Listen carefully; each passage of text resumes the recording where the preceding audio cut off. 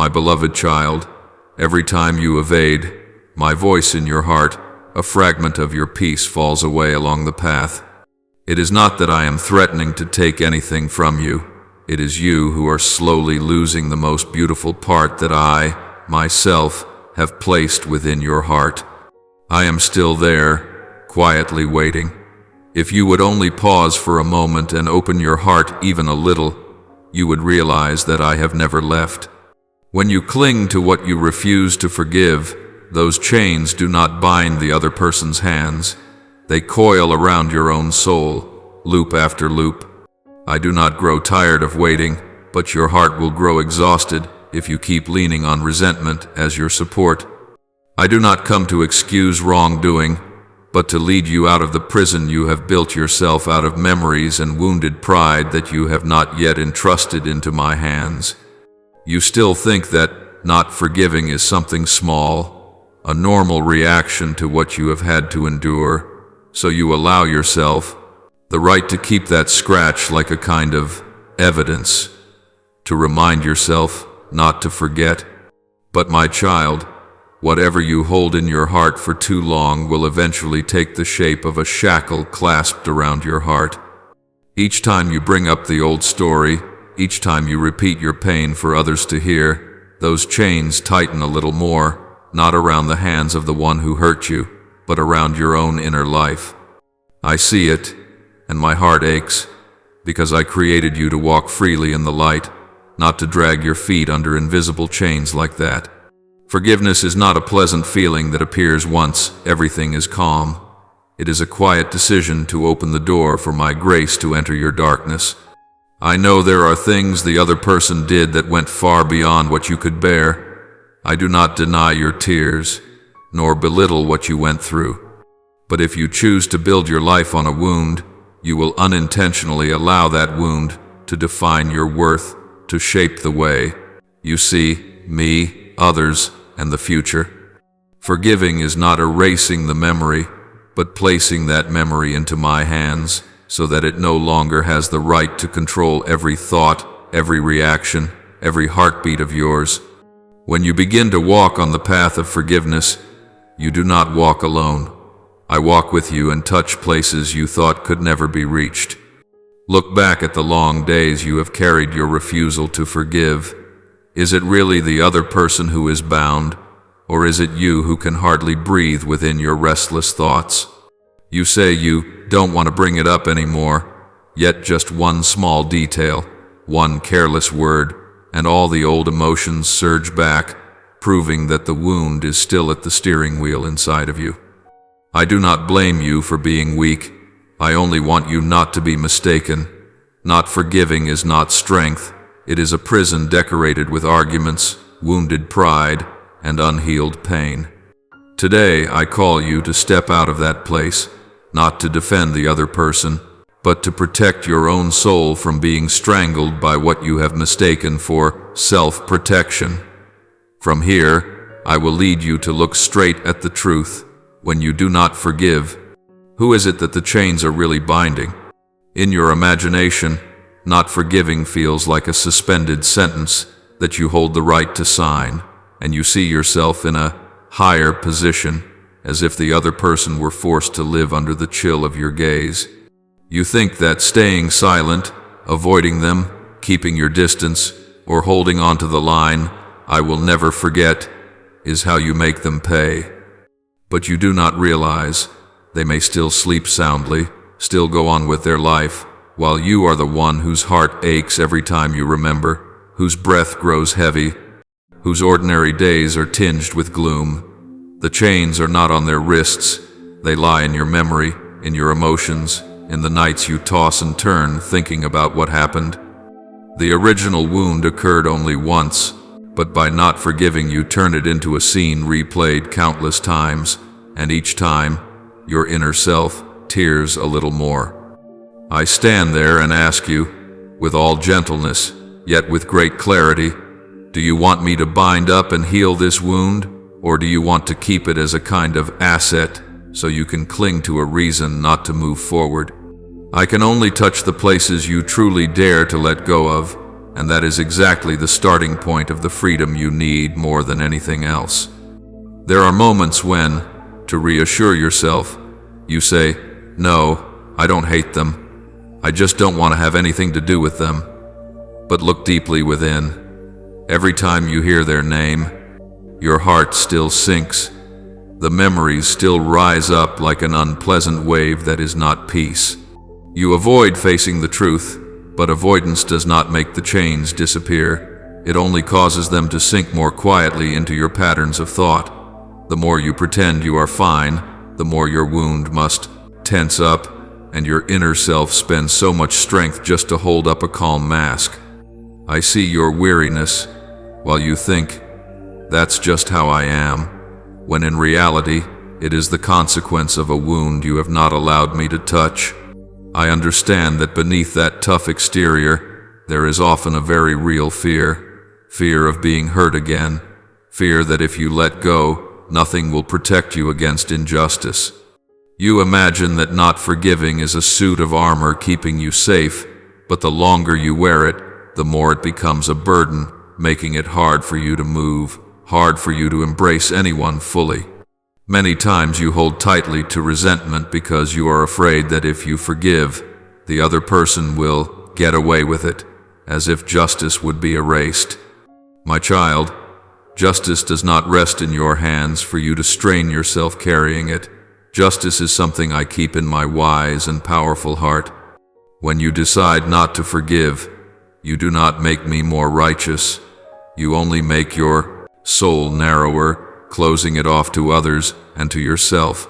I want to tell you about an image in the gospel that many people stop at the prodigal son and forget the elder brother. That elder brother did not run away, did not squander his inheritance, did not leave home, yet in his heart he shut himself up in an invisible prison of non-forgiveness. When his younger brother came home, the father's heart overflowed with joy, but the elder brother stood outside, seething, refusing to enter the house. To him, the father's feast was an intolerable injustice. He felt offended, forgotten, belittled. Do you see? People on the outside might have thought he was the upright one, yet in reality he was bound in chains of comparison, resentment, and refusal to accept mercy for his brother. The door of the house was always open, but his heart remained locked. That is the image of a soul that does not forgive. The Father's house, wide open, while your own heart bolts itself from within. When you take on the attitude of that elder brother, you gradually lose the capacity to rejoice in the joy of others, even when I am doing something good in their lives. You look at someone else's blessing as if it were a silent accusation aimed at you. Why are they being blessed when they once hurt me? And so, instead of running to me and pouring out everything tangled inside, you withdraw into yourself, chewing over the same arguments, as if holding a private trial in your heart. You can keep practicing your faith, keep observing the rules, yet underneath it all, you silently carry a charge sheet that is never filed away. I do not blame you for these feelings. I only want you not to let your feelings become the supreme judge within you, because once that happens, it becomes hard for you to hear my voice clearly. I call you home not with commands, but with a very gentle invitation. Will you let me step into this story with you? I am not asking you to suddenly feel comfortable with that person. I only ask that your first step be to stop letting that wound define who you are. You can begin very simply by saying to me, "I cannot forgive, but I want to begin to learn how. Please do in me the part I cannot do." In that very moment, the chains begin to loosen. Not because the other person has changed, but because you have stopped forcing yourself to play the role of the jailer.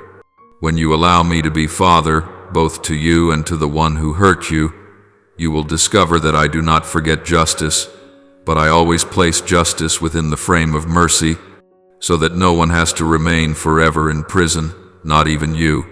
And from that point, you will slowly understand. If you cling to the chains of non-forgiveness, you not only imprison yourself, you also slowly darken my image within your heart. something I will gently help you see in the next step. There is something very quiet that happens each time you hold tightly to your refusal to forgive, and you rarely notice it. The image of me in your heart begins to be distorted. Instead of seeing me as the Father of all, you start to imagine me as a God who takes your side, holding scales that tip entirely toward your hurt. You want me to approve all your judgments of the other person, to confirm that you are completely right and they are completely wrong. From there, your prayer is no longer a meeting place for healing, but becomes a place where you seek agreement for your anger. I still listen, but you hear me through the lens of resentment, and even the gentlest things are easily misunderstood. Little by little, you no longer see me as a refuge, but as a judge who must stand on your side. Otherwise, you feel that things are unfair. Then there are times you secretly think, if you really love me, why do you let them live in peace? Why am I in pain while they seem untroubled? Those questions are not wrong. They rise from a deeply wounded heart, and I understand. But when you keep them for a long time without giving them to me, they begin to change color, becoming a slow burning suspicion. Maybe God lets them off too easily. Maybe God is not taking my pain seriously. You begin to want me to become your spiritual weapon. If I punish them, you feel relieved. If I show them mercy, you feel offended. At that point, you no longer see me as love, but as a power that must stand in your corner. Every time you pray with that posture, the image of me in you moves a little further away from who I truly am. I want to tell you a story where many rarely notice this aspect, the story of the prophet Jonah.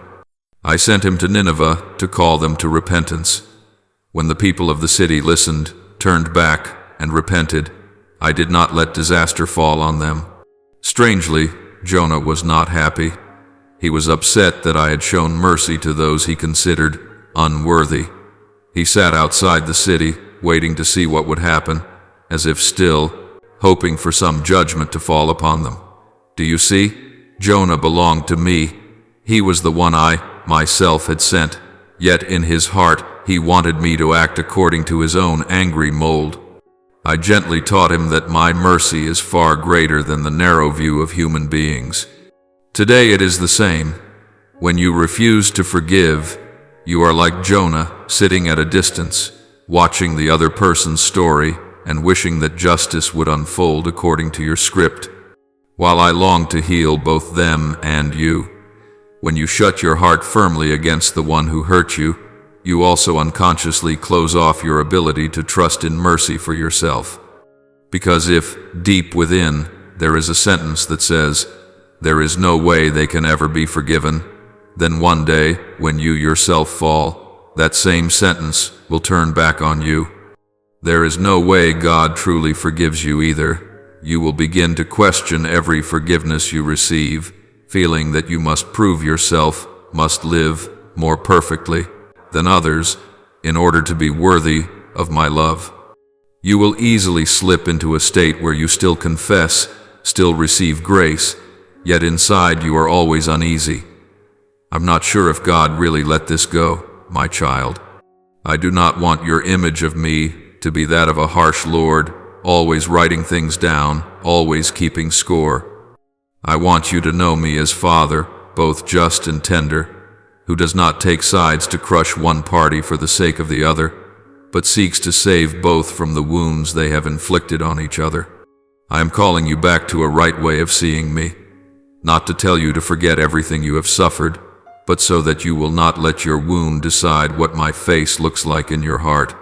When you allow me to love both you and the other person, you will realize that I do not abandon your pain, nor do I tolerate their faults. I am patiently waiting for you to step out of the position of the one who possesses righteousness and return to your true place. A child who is loved, who is being healed, who is invited to become like their father. Forgiveness begins when you change the way you speak with me, when you spend less time accusing them and begin to dare to tell the truth about your own wound, dare to let me touch your deepest fear.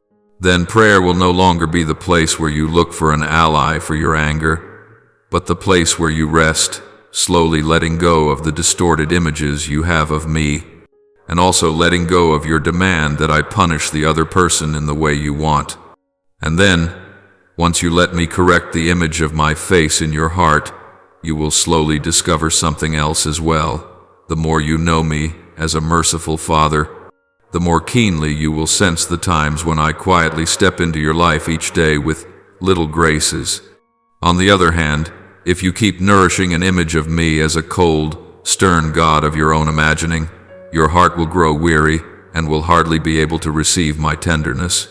At that point, even if I pour down countless blessings, your soul will see them as nothing more than ordinary and will no longer be moved by goodness. I do not want you to reach that place where grace still flows but your heart can no longer feel it.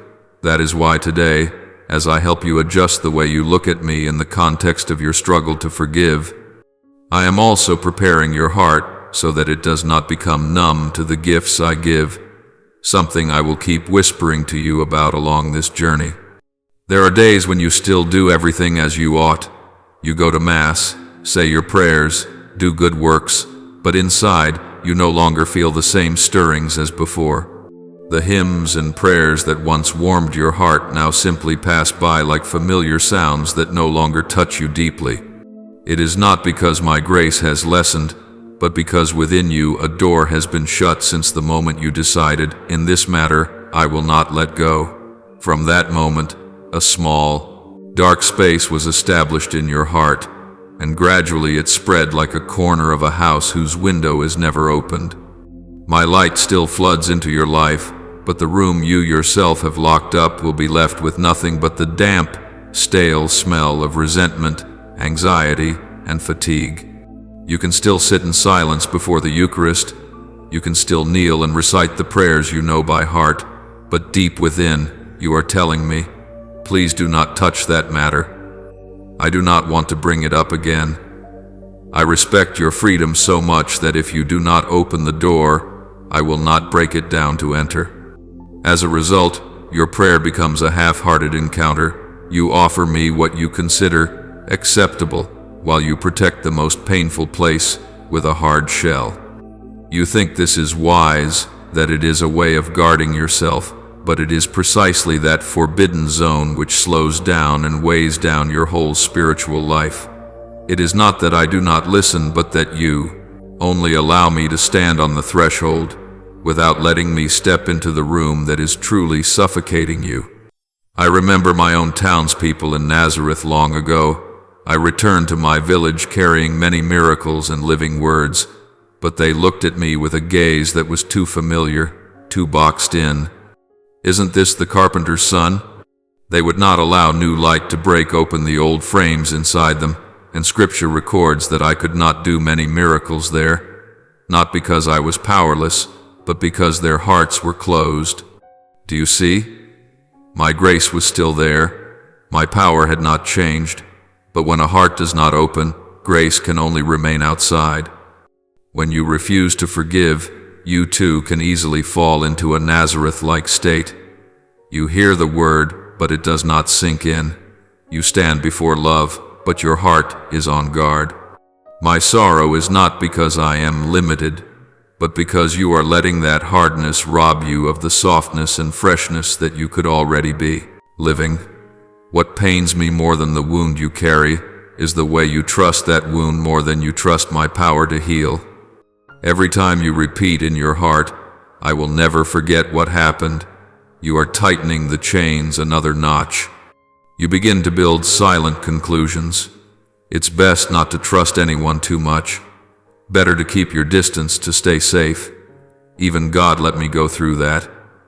After all, such words may sound realistic, but in fact they gently choke the spiritual life within you. You no longer easily believe that I can do something new.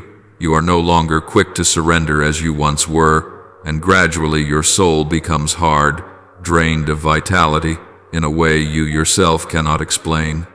I do not blame you for having suffered, nor do I blame you for having had to brace yourself to endure days beyond your strength. I only earnestly ask you not to turn your pain into a throne on which it sits, ruling over all your choices, all your ways of seeing, all the words you speak to me. Today, if you dare to breathe a sigh before me and speak honestly, I am tired of having to hold myself so tight. I do not want to live my faith in this numb state anymore, that already is a very precious beginning.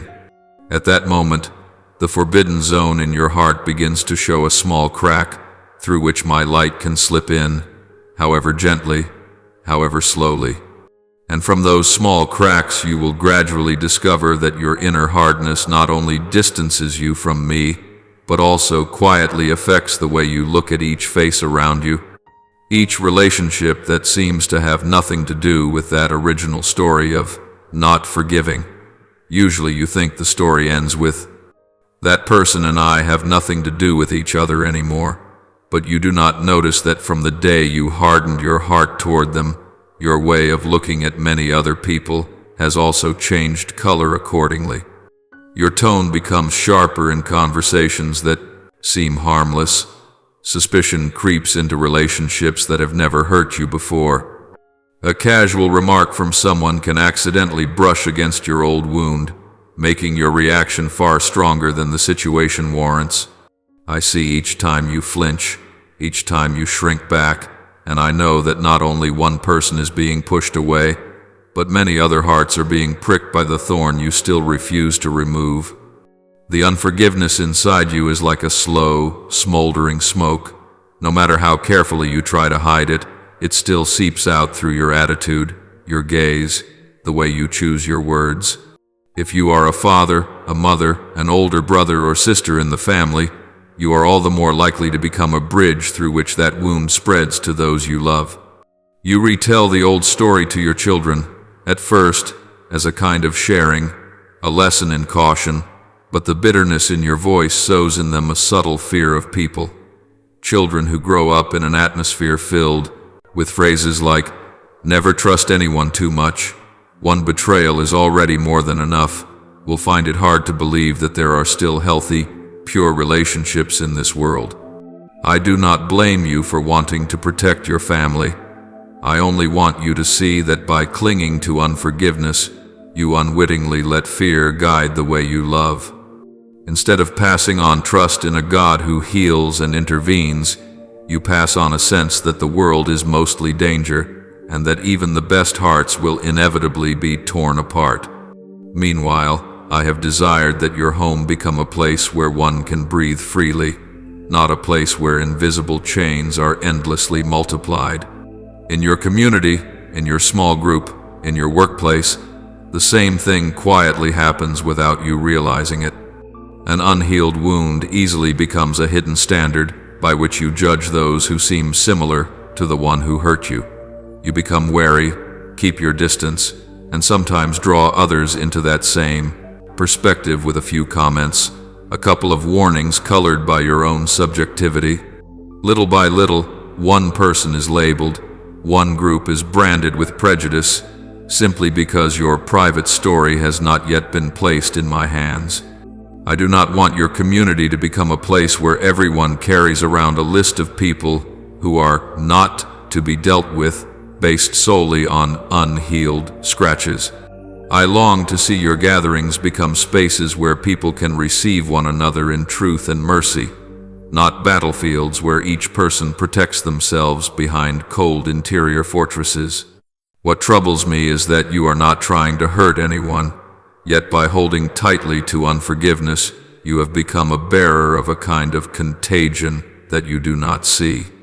Every time you retell the old story without letting my light shine on it, you allow it to become a seed sown into the hearts of your listeners. Every time you decide to spot the faults of someone so as not to be hurt again, you are stepping closer to losing the gentle gaze I placed within you. I understand. You are just struggling to find a way to survive in the midst of what once crushed you. But, my child, surviving is not the same as living in freedom. I did not create you merely to curl up and defend yourself, but so that you could love with a mature heart, one that can discern without freezing over, that knows its limits without becoming rigid. For this reason, I gently ask you to pause for a moment and look beyond the tight circle of your own pain, the eyes that are watching you, the people affected by your silent choices, the young souls learning how to love by observing how you react. If today you realize that you have allowed your wound to spread to innocent people, do not rush into guilt or self-condemnation. I do not call you in order to accuse you. I call you so that you can see that the time has come to break this chain, not only for yourself but also for those who are entangled in it. You can begin with a very simple whisper. Father, I do not want my unforgiveness to weigh down other people anymore. Please show me how to stop it. From that whisper, I will gradually lead you to understand that letting go of the chains does not mean denying justice, but stepping out of a prison so that your heart can become wide and bright enough to welcome the path of justice as I carry it out, gentle yet profoundly true. Deep in your heart you still hold a question that you rarely dare to put into words. If I forgive, does that mean it is as if nothing ever happened? It is this question that leaves you standing halfway, afraid to step fully into forgiveness, yet no longer able to live in peace as before. You are afraid that when you let go, the pain you bore will be taken lightly, the tears you shed will be rendered meaningless. I see that fear more clearly than anyone, and I never ask you to deny the truth. I do not invite you into a kind of cheap forgiveness that throws a white cloth over everything and pretends there were never any cracks. What I am calling you to is something else, to let me embrace the whole truth, both the pain and the fault, and place it in the hands of the one who is both just and rich in mercy. Forgiveness is not erasing the file, but transferring that file from your hands into mine. When you insist on keeping the role of judge, you must strain to remember every detail, every word, every look, like a prosecutor always ready to bring the file before the court. That is why you cannot be at peace. You are not allowed to forget, because if you forget, you fear you will lose your advantage.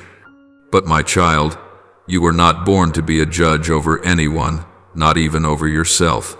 That role belongs to me, the one who sees every corner of your heart and of the other's heart, the one who knows what lies behind actions, wounds, and circumstances that you will never fully grasp. When you forgive, you are saying to me, I relinquish the right to judge. I hand it back to you so that I may be a child again and not a judge anymore. My child, remember the scene in the Gospel where I stood in the middle of the square with the woman caught in adultery who had been dragged there. The crowd was seething with anger, stones in their hands, convinced they were defending God's law, defending justice.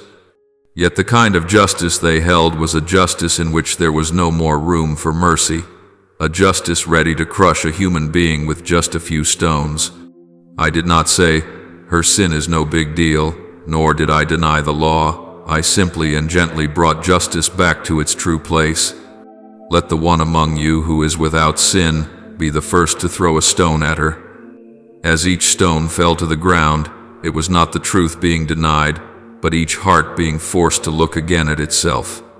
Then I turned to the woman. I do not condemn you. Go, and from now on do not sin anymore. Do you see? In that moment, sin was not denied, but the sinner was opened to a new path.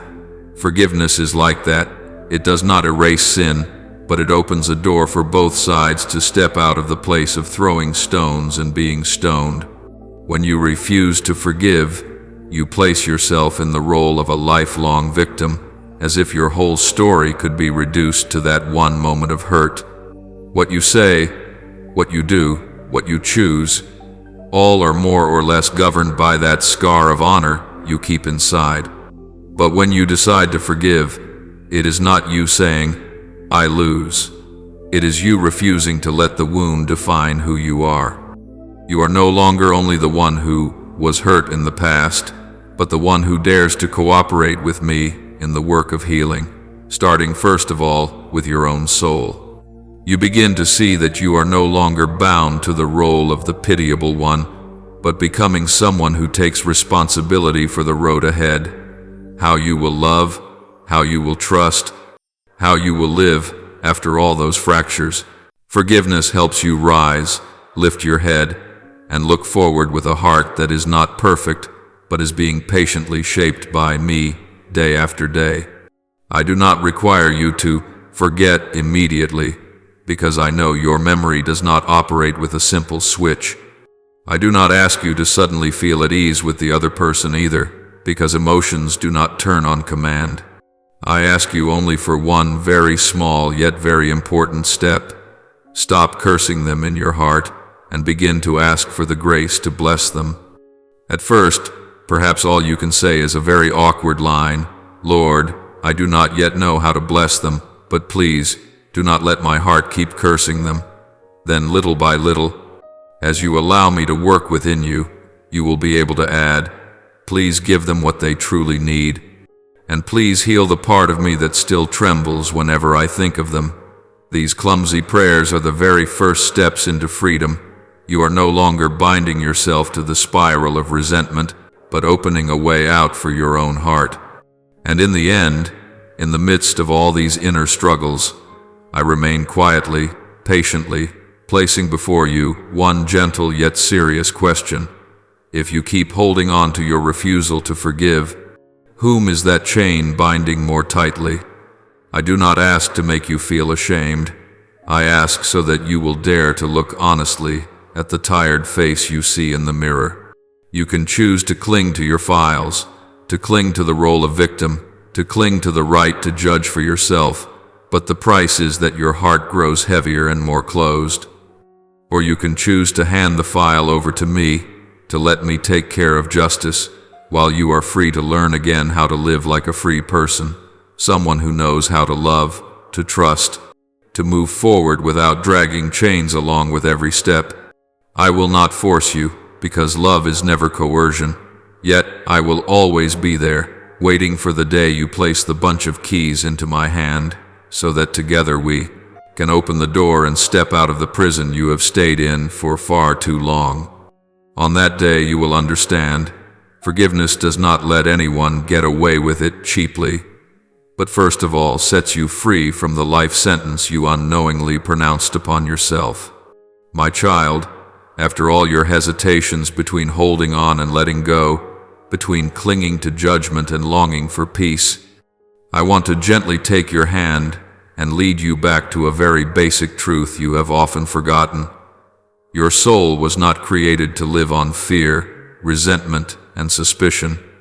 It was woven from a completely different substance, love, deeper than all your thoughts, higher than all your reasoning, the language that the deepest part of you understands best and responds to most powerfully is not the language of threats or condemnation, but the gestures, the glances, the decisions that bear the mark of love.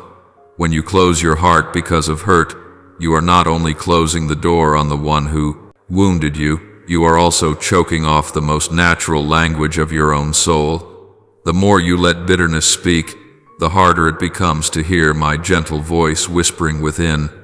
The language of your heart is not grand slogans, but small, hidden, patient actions. Every time you choose to soften instead of retaliate, every time you keep silence to let the other finish speaking, every time you dare to slow down and ask yourself, if I were here, how would I love? You are speaking in a tongue that heaven understands very clearly. When you extend to others mercy, support, and respect, even when they are not perfect, you are allowing your soul to pronounce, in a pure accent, the voice of the one who created you. I am not inviting you to love according to passing feelings, but to love as a choice, to choose gentleness instead of harshness, sincerity instead of pretense, healing instead of deepening the wound. In those seemingly small choices, my face becomes clearer within you, not noisy or dramatic, but steady like a small flame that has never gone out. You have often searched for me in very great things, spectacular miracles, astonishing events, rapturous feelings in times of prayer. I do not deny those moments, but I want you to recognize that I am also deeply present in those times when you simply love without needing anyone to know, without needing anyone to acknowledge it. When you quietly forgive a small fault for which the other person did not even have time to ask pardon. When you silently pray for the one who makes you sad. When you choose to believe that something good can still sprout in someone who has failed, it is precisely then that heaven bends low over you. You do not need to strain to see me with your physical eyes. You only need to let your heart move to the rhythm of love, and in that very gesture, you and I are already very close. I also see you when you are exhausted, when you want to let everything drop because your trust has been trampled too many times. You have loved sincerely and been taken advantage of. You have been kind and been misunderstood. You have opened your heart only to receive betrayal in return. I was not standing outside those stories. I was there, right at the moment your heart cracked. That is why I do not force you to keep loving as if you had never been wounded. I only invite you not to let old scars turn you into someone who no longer dares to love at all. You may love more slowly, more carefully, more discerningly, but do not allow your heart to turn to stone. For if you lock up the source of love in order not to be hurt again, you are also, without realizing it, closing the very door through which I long to enter. Let love become your place of rest, not a rash emotion, but a choice repeated again and again, choosing blessing, choosing kindness, choosing truth, accompanied by gentleness. On days when your spirit is drained and you find no reason to go on, lean on this. Even if everything collapses, I am still the one who loves you, and your deepest calling is still to love. When you feel you do not understand the meaning of what is happening, when your heart is torn between holding on and letting go, let your final question not be, have I won or lost? But rather, in this situation, what is the more loving path? The answer may lead you to difficult choices, accepting a little loss, enduring a little misunderstanding, daring to tell the truth with full respect. Yet it is precisely these hard-to-take turns that open up for you a new inner atmosphere, where the deepest core of your being beats in unison with mine. I am the source of all that is good, and every time you allow your heart to soften before what is beautiful and good, you are responding to the call of your true home. When you cherish a life that seems small, when you touch a wound without judging it, when you feel your heart stirred by a nameless act of kindness, that is a sign that your soul is still alive, still able to recognize me. Do not think of love as some vague concept. It is very concrete, very near, present in the words you say, the decisions you make, the people you choose to stop and listen to. I am there, quietly, whenever you choose compassion over the need to prove you are right. But, my child, together with love, I must speak to you about something you have often avoided: forgiveness. You carry within yourself many heavy layers of memory, words that stab your heart every time you recall them, images that make it hard to breathe whenever they reappear. You mistake these things for armor that keeps you from being hurt again, for a protective wall that, if removed, would expose you to the same blows in the same places. In reality, what you cling to as a shield is quietly changing shape into chains. They do not stay still. They wind themselves around each thought, weave themselves into each feeling, making you look at life through cracked glass. That is why, although I remain close, it is difficult for you to feel the peace I have placed around you. There are nights when you lie still, your body weary, yet your mind dragged back to those times you were insulted, abandoned, deceived. You think you are replaying it to understand better, but in truth, you are leading yourself back into the same old room where the wound has never been properly tended. Each time you do that, you tighten the chain one more loop around your heart. I am right there, waiting for you to utter even a very small sentence. Lord, I do not want to live like this anymore. Yet often you remain silent because you fear that if you say it, I will ask you to forgive, and the very word itself already makes you feel exhausted. You think forgiveness means forgetting everything, pretending it never happened, throwing the doors wide open for the other person to come in and hurt you again. You forget that I never invite you into anything that distorts the truth. Forgiveness, in my eyes, is not denying what happened, but placing the whole truth, the right and the wrong, the pain and the weakness, into the hands of the only one who is wise and gentle enough to handle it. When you forgive, you are not declaring, none of it mattered, but you are saying to me, I hand over to you the right to decide how this story will end, because I know I am not pure enough to be both victim and judge. You can still keep healthy boundaries, still have the right to maintain distance to protect yourself, still say no to toxic interactions. But deep within, you will no longer be feeding the desire to see the other person ruined, no longer living off the thought, one day they will get what they deserve from me. You allow justice to rest in my hands, and your soul to rest in my arms. I have stepped into stories that seemed to have no way out, where people had already thrown all their stones, with words, with attitudes, with condemnation. I have seen faces grow hard in judgment, and I have also seen the terrified eyes of those driven into a corner. Standing between these two sides, I did not choose to defend one party in order to crush the other. I chose another way, the way that leads both the offender and the offended out of the battlefield of hatred. When you forgive, you are walking that same road. You are refusing to stand on the judge's platform, refusing to hurl the last stone, refusing to let the story end with someone collapsed at your feet. You are giving me the chance to write the ending in my own way, perhaps quietly, perhaps over a long time, but always moving toward complete healing. You may say to me, but they don't deserve it. I will answer, with all gentleness, that may be true, but your soul is worthy of being set free. If you keep waiting until you feel the other person has repented enough, changed enough, paid enough, before you open your heart, then you have placed your own freedom in someone else's hands. You are letting them decide when you may have peace, and in doing so, you are still the one imprisoned. Forgiveness is when you take back the key, not to lock them up, but to open the door so that you yourself can step out.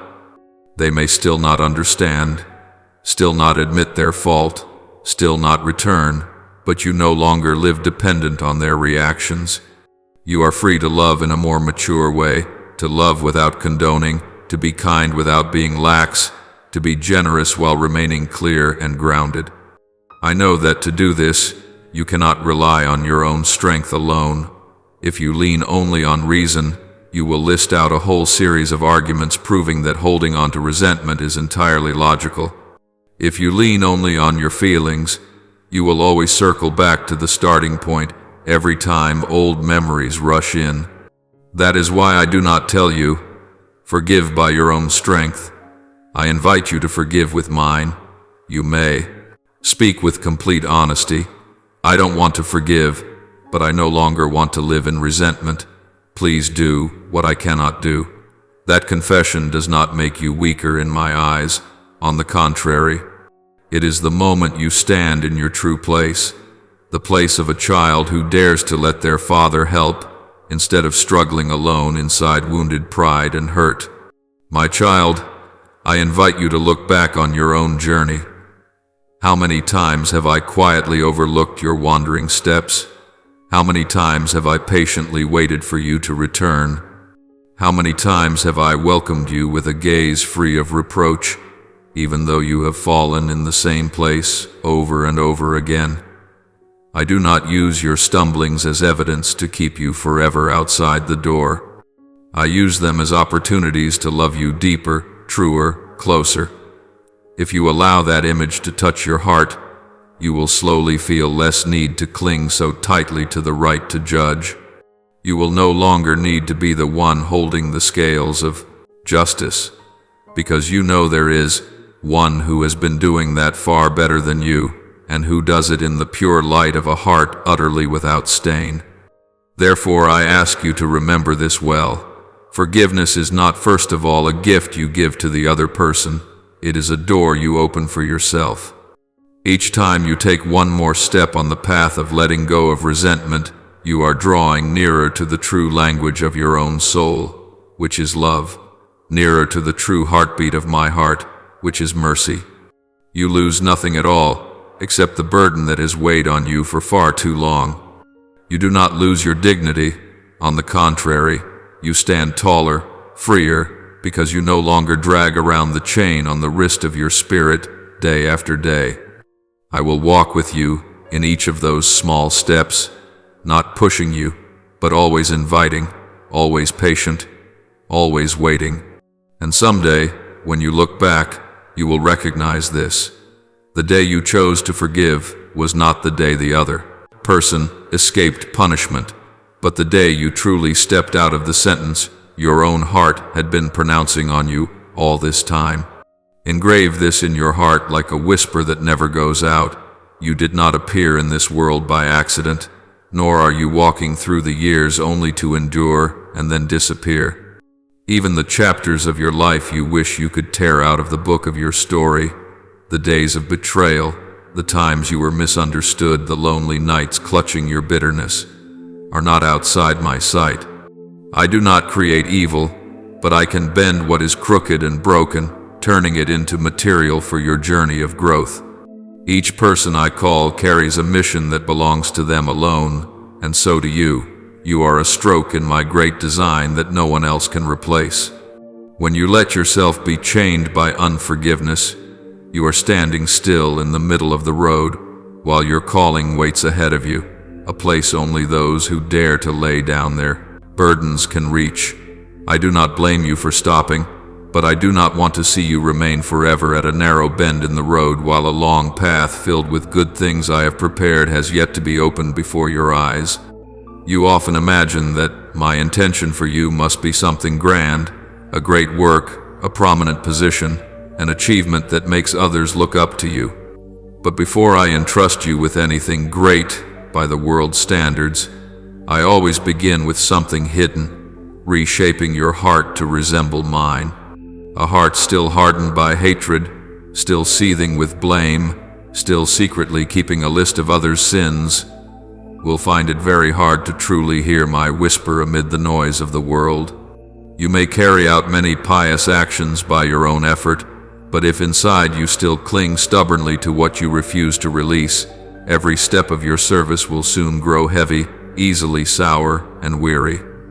I want to take you beyond outward deeds. I want to lead you into the depths of relationship with me, where you do not merely do the right thing, but live united with me in each small choice. To do that, you need to learn to let go of what is holding you back, and one of the thickest ropes is unforgiveness. The world will always tell you that you only truly have worth when you are praised, when you are acknowledged, when you have proved that you are second to none. That is why, when you are hurt, you are easily tempted to restore your honor by clinging to the record of the other person's faults, as if to prove that you have genuinely been wronged. But my child, the recognition you most deeply long for does not lie in human hands, not even in the hands of those you once highly esteemed, but in the eyes of the one who knew your name before you were formed. If you let the gaze of others define your value, you will always rise and fall like a leaf blown by the wind. Today, a word of praise lifts you up. Tomorrow, a word of criticism shatters you. Even in your refusal to forgive, you are in some way searching for a distorted form of recognition. You want people to see that your wound is real, serious, worthy of being defended. But I tell you this, no one understands that pain more clearly than I do, and you do not need to cling to resentment to prove that you have suffered. Let me be the one who affirms your worth. Do not let the wound, or the one who caused it, speak in my place. When you begin to turn your gaze toward me instead of staring endlessly at the injustices you have endured, you will slowly discover a new order. You no longer have to trudge through life with the mindset of facing everything all alone, but realize you are walking beside one who never withdraws. There will be days when you do not understand why I am silent, why your prayer is not answered at once, why the other person seems untouched, while you are still left to face bitter aftertastes. In such moments, you are easily tempted to doubt, has God abandoned me? But faith is not a feeling of constant warmth, nor is it the total absence of questions. Faith is when you dare to keep saying to me, I don't understand yet, but I will not let go of your hand, even when your heart holds 1,000 questions with no answers. It is right in those struggles that faith matures, and you learn that I am not only the giver of gifts in your happy times, but also the one who holds your hand in disappointments that feel unbearable. I have placed deep within you a tiny yet persistent spark, a longing for what is good, a desire to live true to yourself, an unease whenever you go against the voice of your conscience. There are days when you are so tired that you feel completely extinguished, with no warmth left to pray, to believe, to love. But if you are willing to sit still for a moment, breathe deeply, and quietly call my name, you will find that somewhere inside there is still a place that aches when it hears goodness mentioned, still a part of your heart that can never fully make peace with the darkness. That is where I am waiting. That is the ember no storm can extinguish. It can only be covered over by the layers of ash from disappointment, fear, and resentment. When you choose to forgive, you are brushing off some of that ash so the flame can grow. When you let go of the right to judge, you are giving me more room to breathe new life into your soul. And when you dare to believe that I can turn even the ugliest parts of your life into material for grace, that is when that flame begins to shine in a wondrous way. Do not let yourself be haunted by what your eyes cannot fully see. You worry about the future. You fear crossing paths again with the one who hurt you. You feel lost before crossroads where you do not know which choice is right. But you are only called to live this day fully, to be present in this step, with just enough light that I give you for this very moment. I see the whole picture, while you only see scattered pieces. I see the rings of connection, the meetings you considered coincidental, the words that seemed offhand, the times you accidentally had to face an old wound again. All of these can become steps lifting you higher if you let me use them. No tear of yours falls without my knowing, and no injustice you undergo is ignored or taken lightly by me. I do not forget, and I do not trivialize. I am simply waiting for the right moment to turn the page in such a way that both you and the other person are invited into truth and healing. Even so, you must understand that I do not force you forward. I do not drag you back.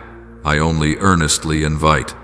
Your freedom is a gift I respect to the very end, and that is also why unforgiveness can bind you for so long, simply because you are not yet willing to let go. I will not break your will, but I will keep knocking, using signs, reminders, and the people you meet along the way to awaken you. There will be moments when you happen to hear a verse from Scripture, a sharing, a conversation that touches exactly the place you have been avoiding. There will be times when you are so tired, you can no longer keep up your resistance, and in that exhaustion you sigh, Lord, I can't take this anymore. Please do for me what I cannot. Believe that each time you utter such words, even silently, I receive them as a small hand reaching out to me in the dark. From that moment, I will begin to teach you a different way of living, not living to defeat the one who hurt you, but living to remain faithful to the goodness I have already planted in your heart. You will learn to choose not to retaliate with cutting words, even when you would be entirely justified in doing so. You will practice keeping silence in situations that could easily erupt into conflict, not because you are weak, but because you refuse to sow more bitter seeds into your own heart. You will begin to pray for that person, at first in halting, awkward words, and then gradually, with my grace, you will truly be able to wish that they too may be healed and renewed. Such forgiveness does not erase justice.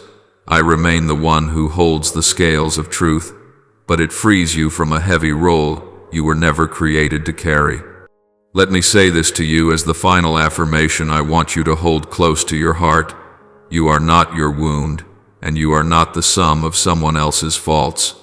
You are a child I call by name, whom I protect in hidden ways, whom I lead through bends in the road that seem meaningless, only so that one day, looking back, you will recognize the trace of my hand over every stretch of your path.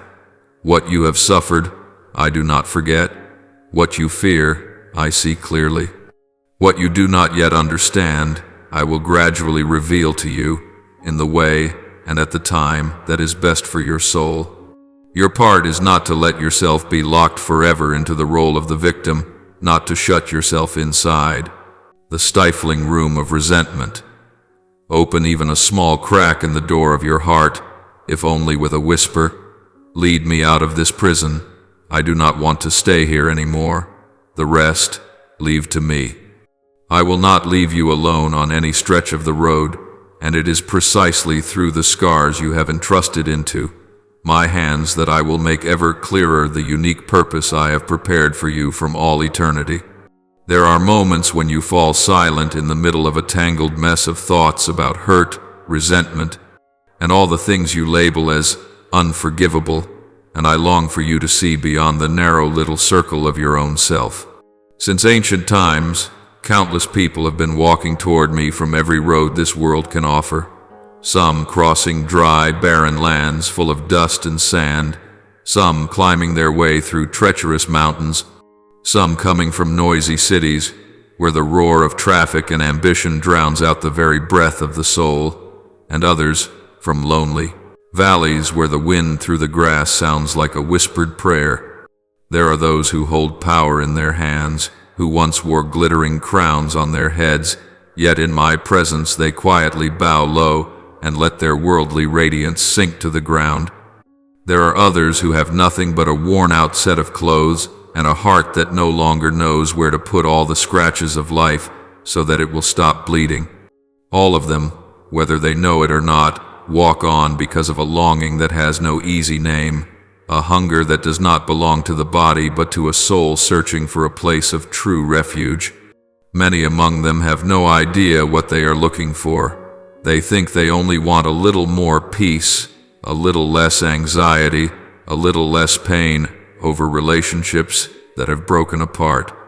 Yet at some point along the way, when the outer noise begins to fade and the arguments inside their heads fall quiet for a while, a strange stillness settles over their hearts. In that moment, a familiar curtain of daily life seems to grow thin, and my light slips through a small opening they never even realized was there. They do not see some grand bolt of lightning.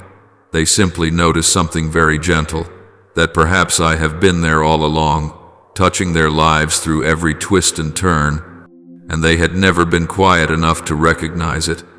From such small experiences, stories have been told and told again, handed down from generation to generation, like shimmering threads woven into the rough fabric of human history.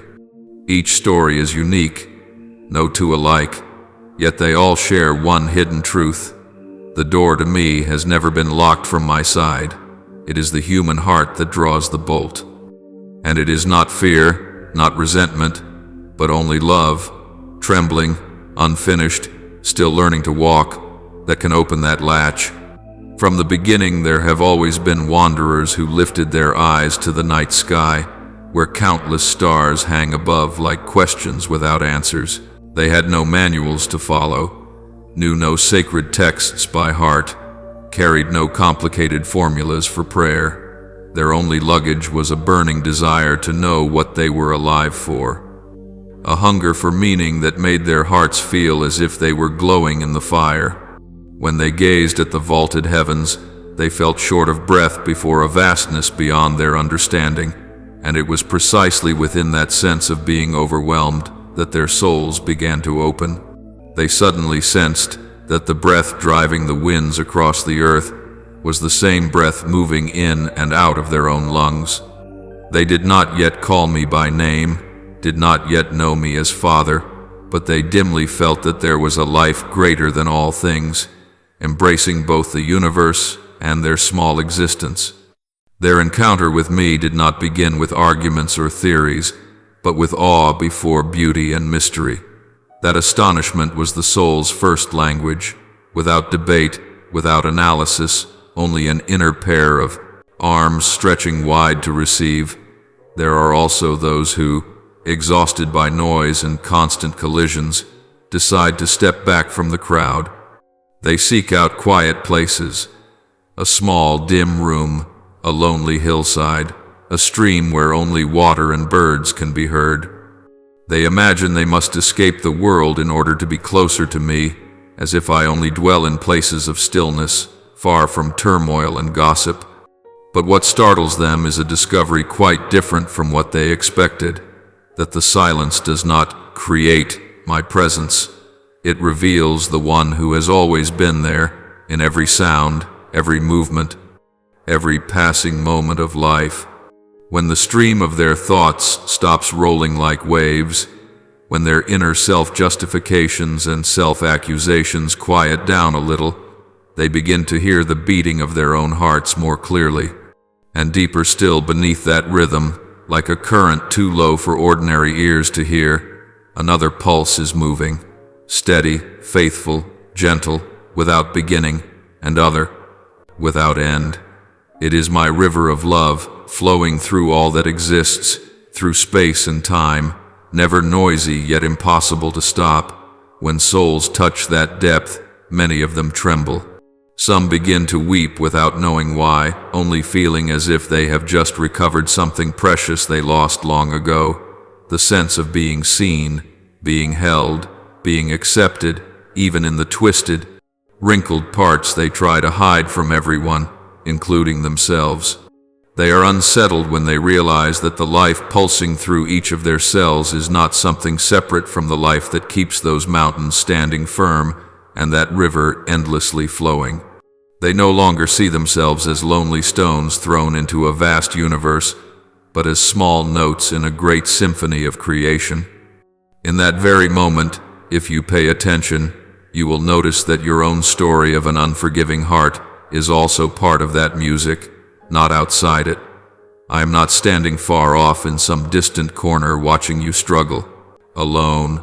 I am right there in your heavy breaths when old memories return, in your sleepless nights of tossing and turning under the weight of thoughts you do not know how to share with anyone. And then there are those who come to me after passing through countless disappointments. They have tried to place their trust in power, wealth, and reputation, believing that if they could only be strong enough, rich enough, admired enough, they would never be hurt again. Yet right in the midst of what they once called success, loneliness still pulls up a chair beside them whenever night falls. They discover there is no wall so high that pain cannot slip through, no iron door so thick that memory cannot find a way to knock. These people do not seek me because they are somehow better than others, but because every other support has proved too fragile. When they arrive, many still carry broken relationships, words left unsaid, questions full of why that no one has answered. They come to me shouldering all of this, and the first thing I want is not to spread out a list of rules before them, but to sit down at their side so they no longer feel they must keep fighting alone. You know, no matter how different each journey may be, the secret never changes. The door between myself and a soul is never locked from my side. It is within you that the bolt, the lock, and the chains are fastened. I did not create you as a prison. I shaped you as a small sanctuary, with windows opening onto the sky and a front porch wide enough to welcome others in to share life with you. Yet each wound, each betrayal, each harsh word you have heard, or believed you heard, has led you to close more and more of those windows. You start dragging heavy objects to block the front door, thinking that this will make you safer. Every time you decide, "I will not forgive," you add another bar across from the inside, sometimes very subtle, disguised in sentences like, "I'm just protecting myself. I have to remember, so I won't be fooled again." I do not deny that you need to be cautious, but my heart aches as I watch a house meant to be flooded with light grow darker and more confined, stifling before anyone else. For you, that door can only open when someone dares to love, even while trembling. Love here is not a sudden rush of emotion or a careless overlooking of every wrong, but a decision to let me have the final word over your wound instead of letting anger rule. When you love, even in the smallest beginning, such as choosing not to speak a cutting word about the one who hurt you, or choosing to ask me to bless them even when your feelings lag far behind, you are gently turning the key from within. Each small gesture like that scrapes away some rust from the lock, loosens the stiffened hinge. I know there are days you feel as if you are losing when you act this way, like you are laying down your weapon first, ending up at a disadvantage. But, from my vantage point, that is the moment you are strongest. You no longer allow the past to steer your life. Instead, you join me in choosing a new direction for the future. Notice this: everyone who has truly encountered me, from kings to those in rags, from scholars to those who cannot read, from hermits deep in the forest to mothers carrying babies through the streets, passes through a moment that looks remarkably the same. It is the moment they realize I do not stand far away, measuring and judging them, but step right into the messiest place within. It is the moment something they once clutched so tightly slips from their hands.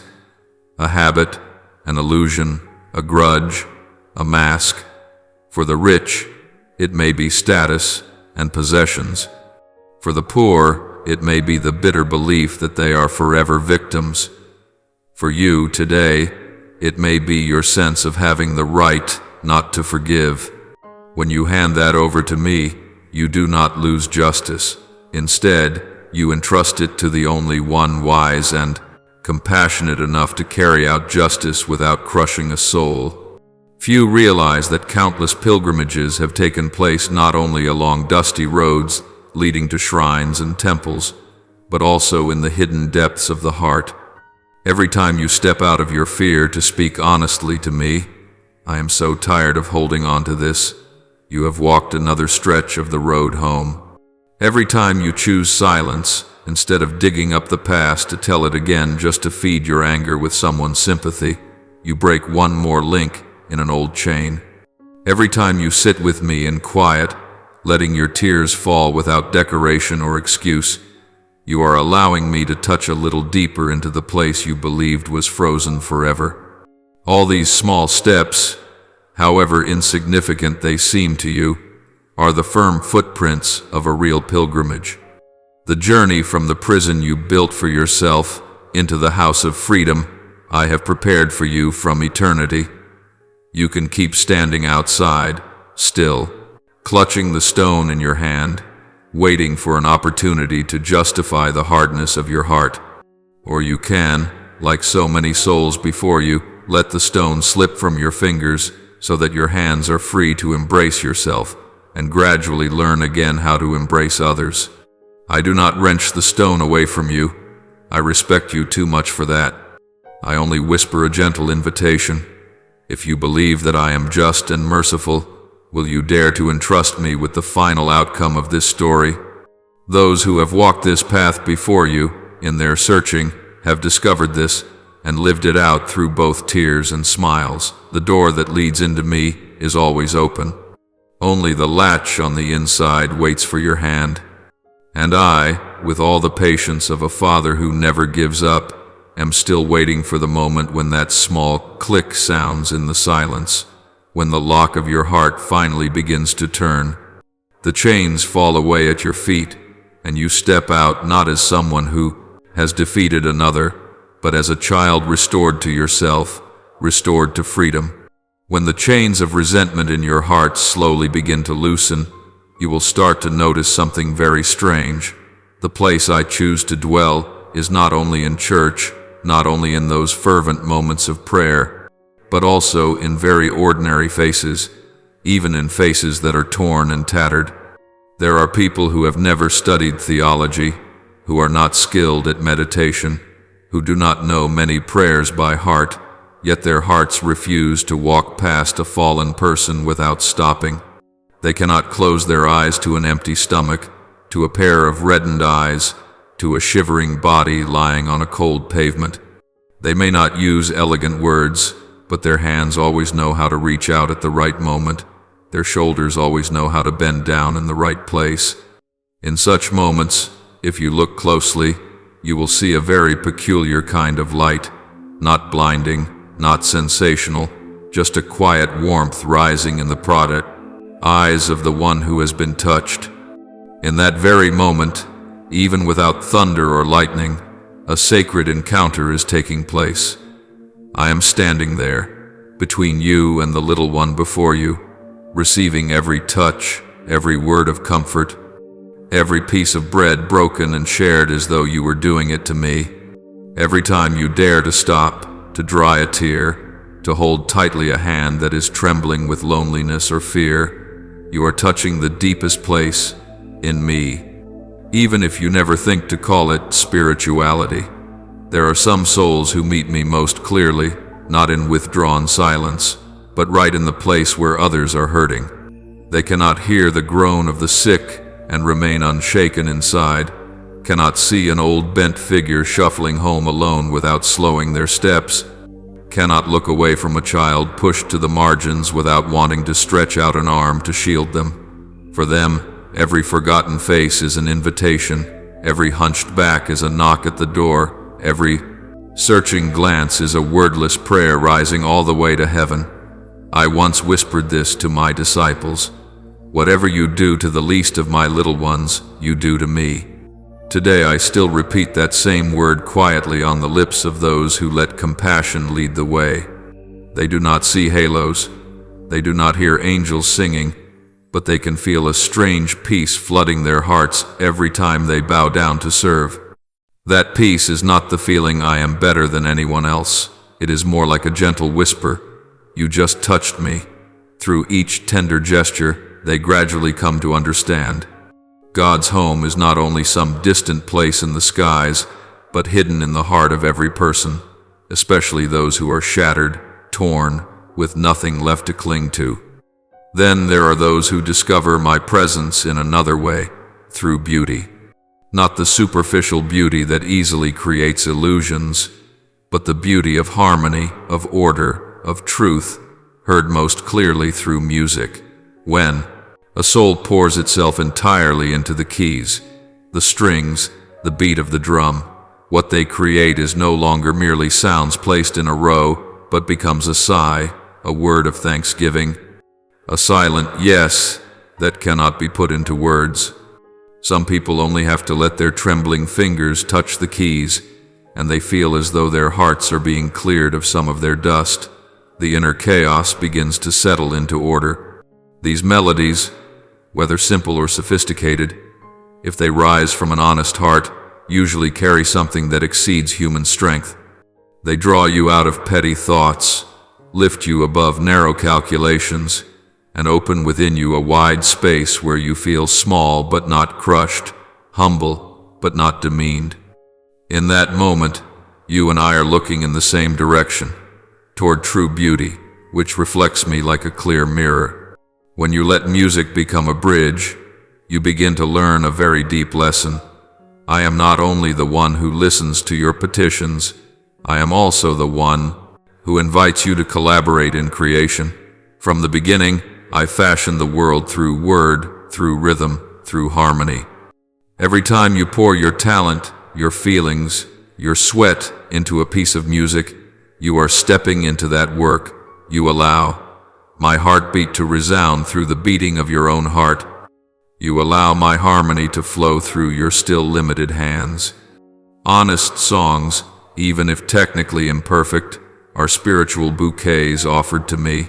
They restore what has been distorted, soothe the thorny places in the soul. And you will understand something more. Worship is not only kneeling and reciting prayers, but also knowing how to rejoice, to be glad, to dance inwardly before the beauty I give, treating joy itself as a way of thanksgiving. In a world full of meaningless noise, a sincere melody rising up is like a declaration. There is still one who is worthy for you to sing to him, even if your voice is hoarse and your hands are clumsy. Yet I also know there are people who meet me in a place no one willingly enters, the valley of loss. That is when a loved one leaves this world without a final word, when a marriage shatters into fragments, when a dream you have cherished for years collapses in a moment. At such times, every word of consolation sounds hollow. Every explanation, every reasonable justification becomes just more noise.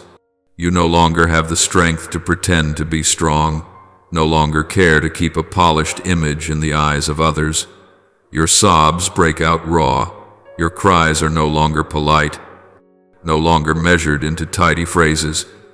It is precisely in that naked moment, when every layer of pretending has been stripped away, that many souls touch what they had only ever heard about, a presence that says nothing, yet is wholly there. That is when you collapse on the floor, your pillow wet with tears, and suddenly realize you are not entirely alone, not because someone has walked into the room, but because a very strange stillness is wrapping around you like a thin blanket on a freezing night. There are nights when the pain is so great that you cannot even finish a single prayer, cannot string together a properly formed petition, and only torn phrases remain. I can't take this anymore. Why me? I don't understand anything anymore. You think you are failing in your spiritual life, think you are saying things that are irreverent, but it is precisely in those plain, unvarnished cries that your heart, for the first time, dares to expose its true state before me. When you stop putting makeup on your soul with pious but empty phrases, the real encounter begins. I do not use long-winded answers to silence your questions. I simply stay there, fully, long enough for you to realize your real pain is truly received by me. At times you may feel as though an invisible hand is placed on your back when you collapse, or a very gentle yet very real strength keeps you from falling into the pit of despair. That is not an illusion. That is me holding you in a way that language cannot explain. It is in these battered moments that many finally understand a saying they had previously only heard in passing. Unless a grain of wheat falls into the earth and dies, it remains alone. Suffering, if you clutch it only to complain, becomes a burden that drags you down. But if you dare to place it in my hands, dare to allow it to crack open, it can become the very place from which new life springs. Hearts that have once been broken, when they allow me to touch them, often become gentler, more attentive, less inclined to judge. They no longer speak in cliches to those who are suffering, because they know pain does not need many words, only a sincere presence. They start to become vessels that were once cracked, but are now empty enough to hold the water of consolation for others. Many of the deepest encounters with me have taken root precisely in those times when their lives collapsed, because only when every other place of support has crumbled do they truly test whether I am enough for them to lean upon. And when they discover that I do not withdraw from the arena of tears, they no longer see suffering as a sign of abandonment by me, but as a doorway into my heart. You see, I have countless paths by which I can step into someone's life, through the sweat on the brow of the one who stoops to lift another up, through trembling notes in an empty church, through choked sobs in a dim room lit by a single yellow bulb. I do not wait to meet you, only in the few minutes when you try to be fervent before the altar. I enter also into places you think have nothing to do with the sacred, the evening when you are exhausted after work, the morning when you sit silently on the bus, the moment when you secretly wipe your tears in the bathroom so others will not see. And one delicate thing I want you to understand is this. When you dare to step out of the prison of unforgiveness, your eyes will gradually grow clearer to recognize my footprints in all those hidden corners. Only when your hands are no longer clenched around the stone of accusation will you have the strength to open them for someone else to hold. Only when your heart stops spending all its energy clutching old wounds will it have space left to be moved by the pain and beauty around you. That is why, when I invite you to forgive, I am not only speaking of the story between you and one single person who has hurt you. I am inviting you into a new way of living, a way in which you can recognize me, hiding behind the tired eyes of a beggar, in the sparkling smile of a child who sings off-key, in a clumsy but sincere piece of music, even in the dark night when you perceive nothing but the frantic beating of your own heart. Forgiveness does not turn you into someone naive who lets others do whatever they want. Forgiveness only removes the cord that has been tightly binding your eyes, so that you no longer look at everything through the lens of suspicion and self-defense. From that point on, you will gradually learn that I have never stopped being present. It is just that at times, your wounds, your resentment, and your fear have clouded your vision. And as you take each step, trembling yet trusting, out of the old prison and into this new space, you will understand better the words I have long engraved in your heart. I did not create you to be bound. I created you so that you might meet me in all things, in tears and in laughter, in music and in sighs, in the hand you extend and in the hand you receive. There is where true freedom begins. When you begin to loosen your grip, no longer clutching everything in your own trembling fist, the hard shell around your heart does not shatter like an earthquake. It simply cracks very quietly, like the first fissure in a stone that has endured too long under sun and wind.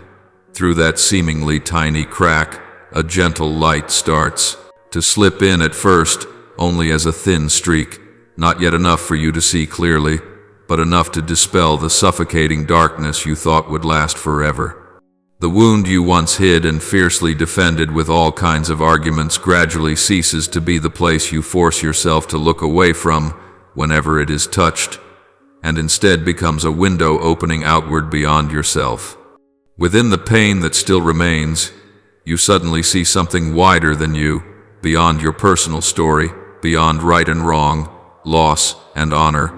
You begin to glimpse that the place where you are broken can also become the place where grace finds a way to enter. I do not come to deny the wound. I come to turn it into a window frame through which love can shine, not only for you, but for all those who will one day pass by your life. For you, believing in me has never meant having all the answers, knowing every turn in advance, or being able to predict the final outcome. The faith I invite you to is not a rigid certainty, but a delicate yet enduring courage, daring to keep your heart open even when everything around you seems meaningless, contradictory, or even unjust. You forgive not because everything suddenly makes sense, but because you accept that some things lie beyond your present understanding, and you choose to place that unknown part into my hands.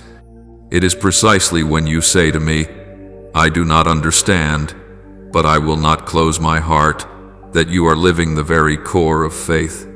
You may still tremble, your tears may still fall, but in the midst of all this, you do not lock the door of your soul, and that is an act of courage greater than any argument. I am not looking in you for a mind that knows everything. I am looking for a heart that does not give up on believing that I am still present, even when nothing outward looks like what you had hoped for. Most of the time, I do not enter your life through the things you have carefully calculated and arranged. I do not come only in the form of what is pleasant and agreeable, but also appear in events you never wanted in your schedule, a word that wounds you, a relationship that breaks, a failure that leaves you shaken, a loss that smashes your heart. These are not things I throw at you to punish you, but I can use them as new paths you would never have chosen on your own. When you dare to open the door to what you cannot control, when you refuse to gather all these things as evidence against me but instead lay them before me in truth and vulnerability, that is when you are practicing faith in its deepest sense. To forgive the one who hurt you, while nothing yet guarantees that circumstances will change according to your wishes, is a kind of yes that is very quiet, yet far stronger than many songs and fervent promises. There are those who respond to my voice by kneeling in a small chapel, others who answer with each step they take along the rough, burdened road of ordinary days, and still others who whisper their own yes in the kitchen, where they carefully prepare each meal and carry out each unnoticed task. Some find me in the fields, where they quietly sow seed. Some meet me at the bedside of the sick, where they tend a frail body few care to draw near. Outwardly, their ways are very different, but they share this in common. Their hearts are not locked shut, even though their lives are far from easy or bright. They do not wait until every hurt has passed and every wound is fully healed before they love, believe, and serve. They forgive while it still burns. They go on doing good even when they risk being misunderstood or used. In these hidden ones I recognize a very beautiful faith, a kind of trust that is not loud, yet remains steady in every small decision. When your heart, though trembling, still dares to say yes, without demanding proof in advance, without insisting on a guarantee that you will not be hurt again, then what is boundless begins to move around you. You do not always feel it immediately. At times it is only a slight, nameless gentleness, a moment when you notice you are less eager to speak ill of that person, less driven to win every imagined argument in your head. Sometimes it is a morning when you wake and suddenly realize your heart feels lighter than yesterday, even though nothing much has changed on the outside. That is the sign that, as the door is no longer bolted shut, my light is slipping in quietly, yet persistently.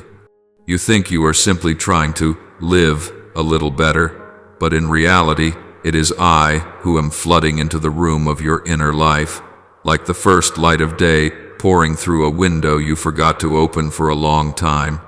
The wound, instead of being a dark, shameful stain, slowly becomes the place where light gathers, where you learn the most about yourself, about others, and about me.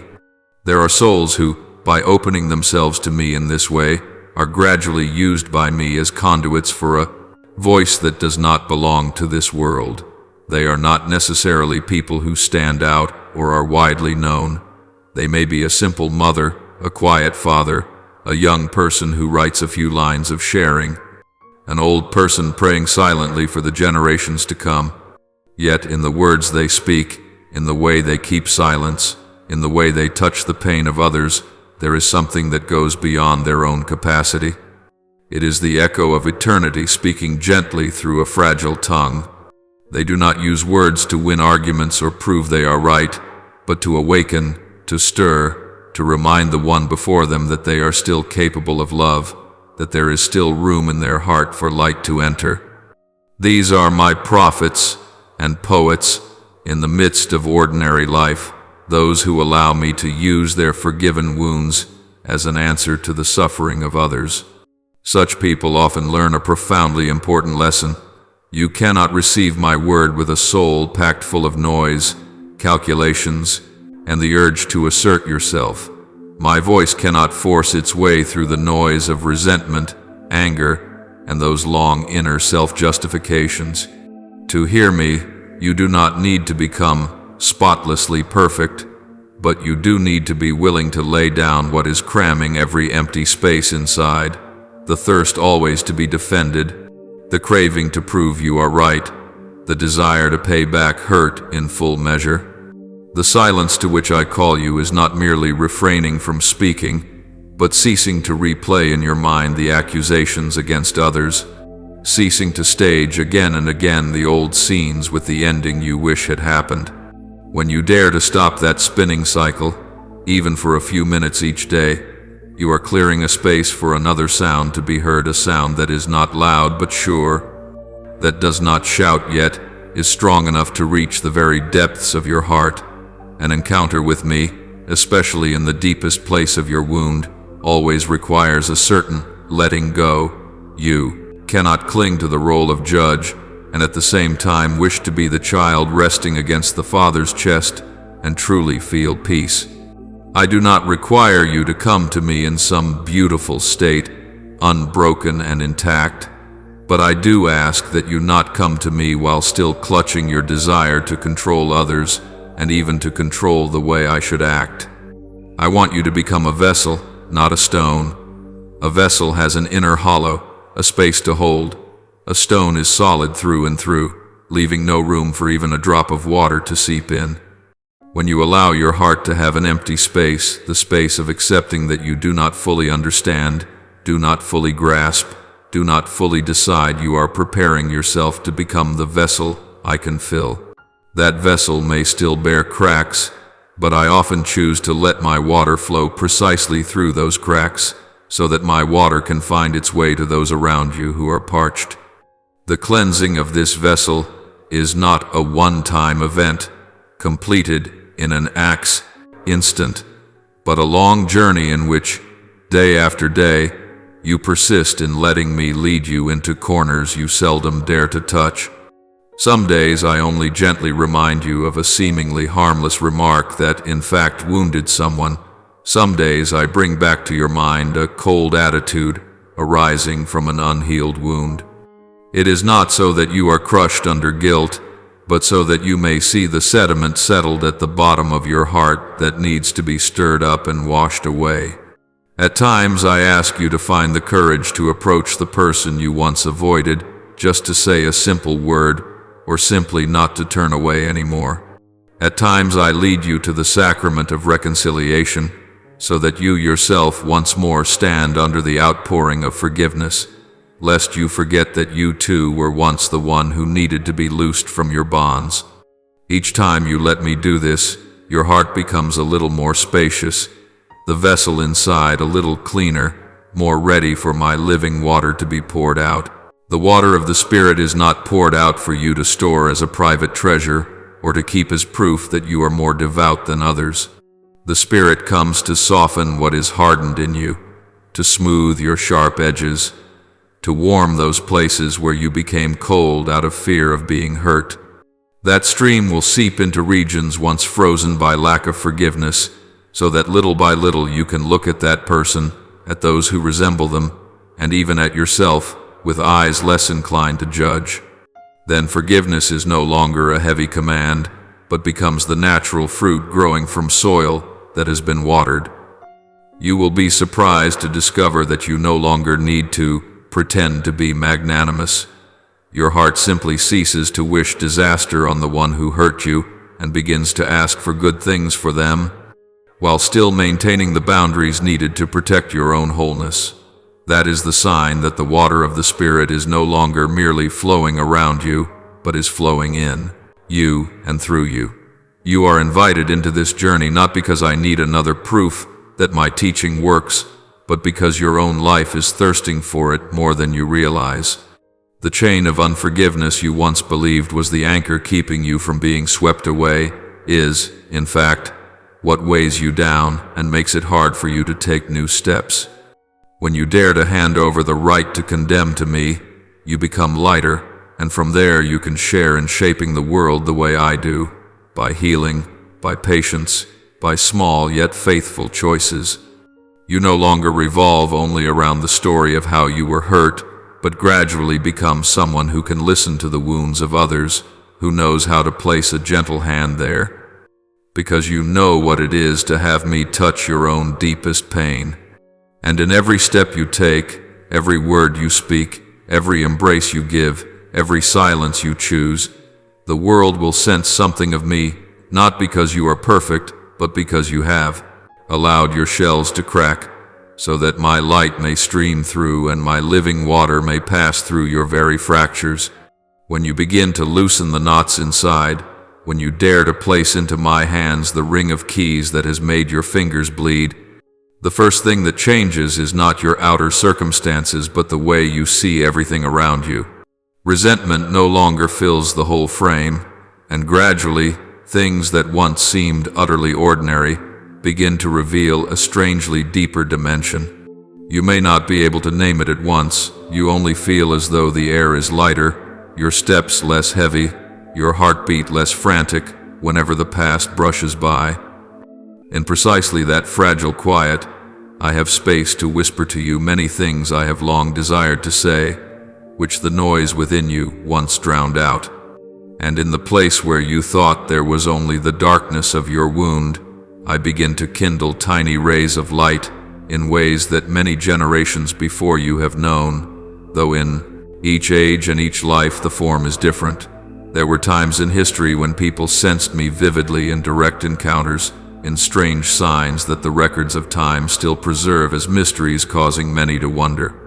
Then the years passed, and the stories of my self-revelation were handed down from generation to generation, sometimes covered with the dust of doubt, or dismissed as old tales told out of habit.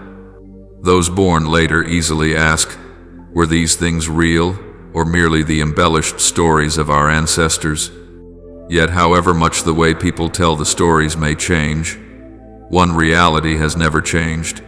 I have never ceased to step toward you. Not for a single day have I stopped speaking. My call resounds not only in churches and on the pages of Scripture, but also within the very world you inhabit, a world you think is too noisy and too pragmatic to have room for the sacred, but which in fact is full of cracks through which grace can quietly slip in. Some find me right in the laboratory, where they imagine they are engaged only in the work of reason, measuring, calculating, testing.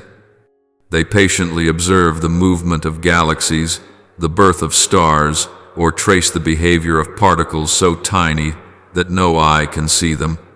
At first they simply want to know why it behaves this way, but the deeper they probe, the more they stand before an order and harmony that leaves their minds stunned. Numbers are so precise that the slightest deviation would make the universe impossible. Laws that seem dry in themselves interweave into an invisible symphony in which every detail has its reason to exist. In such moments, though not everyone uses the language of faith, many hearts spontaneously rise to a similar thought. It is hard to believe this is mere chance. Behind such delicate arrangement, they begin to sense, however faintly, a hand that does not need to show off, yet is present in every figure, every equation, every constant of the cosmos. In another corner of life, some encounter me on the pages of a musical score, in the scent of paint on an unfinished canvas, in the fluid motion of a dancer, or in the trembling of a voice as it reaches a high note. They do not name me with theological concepts, but sitting before a masterpiece, their hearts fall quiet, their eyes grow moist, and they feel as though they are being reminded of some homeland they cannot describe. A certain shade placed just right makes the whole canvas come alive. A phrase sung at the right moment brushes against the listener's deepest memories. A short line of prose makes someone pause, sigh, and realize they are still capable of being moved. None of this is only talent or artistic feeling. These are small openings that hint at a beauty greater than any beauty your eyes have ever seen, a hidden source that makes every visible beauty so worth desiring. Some remain at the threshold of contemplation, others dare to ask, why is my heart made in such a way that it can resonate before beauty like this? That very question is a door I quietly open. There are also souls who do not meet me in the exploration of the cosmos or in art, but in the things no one pays attention to. The smell of freshly cooked rice in a small kitchen, a ray of sunlight that streams through the window of a hospital room, the wrinkled hand of an elderly person still trying to grip their child's hand tightly. They do not write books, do not stand on lecture platforms, do not speak in front of crowds, yet in the silence they sense that there seems to be a gentle presence covering the most ordinary things. A mother who stays awake all night by her child's bed. A father who quietly accepts heavy, tiring work so that his family can live. A friend who remains beside someone in pain, even though they cannot do much more than simply be there. All of these scenes, when seen in my light, become very ordinary yet profoundly deep reflections of self-giving love. Those who know how to pause, to slow down a little and truly look, will feel that there is something greater than themselves quietly sustaining them. What is decisive does not lie in where you stand, in a laboratory, in a studio, on the street, or in the family kitchen, but in whether you are willing to let your heart open. Many people have passed right by beauty, right by miraculous moments, without a single tremor of the soul, simply because they have become too accustomed to having to be strong, to stay in control, to appear as those who know it all and can handle everything on their own. Eternity is not conquered by ambition, nor am I subdued by arguments that seek to win or lose. I allow myself to be seen by those who dare to admit, I do not understand everything, I am not enough, I am small. That smallness is not self-humiliation, but an acknowledgement of the truth. You are not the center of the universe, you are not the source of all meaning. When you dare to stand before the beauty of the cosmos, of a piece of music, of an anonymous act of sacrifice, and whisper, I give thanks, because I am receiving something I did not and could not create, that is the moment when the gates of heaven open closer to you than you imagine. I, the one whom no limit can hold back, have chosen a very simple path to draw near to you. I let you touch me through the very things your heart was designed to love. You love truth, so I reveal myself through the order of creation, so that those who seek answers to why does the universe work like this suddenly find themselves brushing up against who willed it to exist in this way. You love beauty, so I allow tiny rays of eternal beauty to slip through human works, stirring in them a longing for something beyond what their eyes can see. You love life, so in the cry of a newborn child, in an embrace that consoles, in an act of forgiveness you never thought you were capable of, you encounter a source of life that does not run dry. Through all these things, I have never stopped introducing myself, yet I do so with the patience of a father who does not wish to coerce, but only to invite. This generation may ask different questions than the last, use different languages, and face challenges their ancestors never knew. But the deepest longing in your heart remains the same, to know that you are not alone, to believe that you are wanted, welcomed, and loved. You may try to bury that longing under work, success, entertainment, or even endless philosophical and theological debates, but there will come a moment, utterly unexpected, standing before a mountain peak, hearing that a loved one has passed away, gazing at the peaceful face of a sleeping child, when you will feel as though someone has touched the deepest part of you with the lightest of touches. That feeling is like a wordless invitation, a simple intuition. This life cannot be just a chain of meaningless coincidences. If in that moment you do not rush away, do not hasten to silence it with arguments or with something else to do, but allow yourself to remain with that intuition a little longer, you will recognize that I am waiting right there. It is not only those who are holier who come to meet me, but those who allow themselves to receive.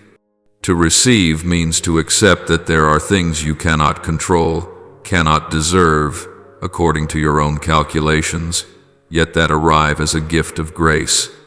To receive means that instead of only asking, why is this happening to me, you dare to whisper, in all that has happened, what are you trying to say to me? To receive is when you dare to let your tears fall in prayer, dare to let your heart suddenly soften when you hear a line of, my word you thought you had long since known by heart. Dare to admit, I need to be held, instead of bracing yourself just to look strong and fine. Only when you step into that attitude does the veil, separating what you know with your mind from what you live with your whole being, begin to grow thin. Someone who kneels in what seems like an incomprehensible paradox, fully aware of their own smallness, yet believing that they are loved in a unique way by an infinite God, is standing in a very favorable place to encounter me. You do not need to have answers to every philosophical question. You do not need to be able to explain every puzzle of history before you dare to kneel.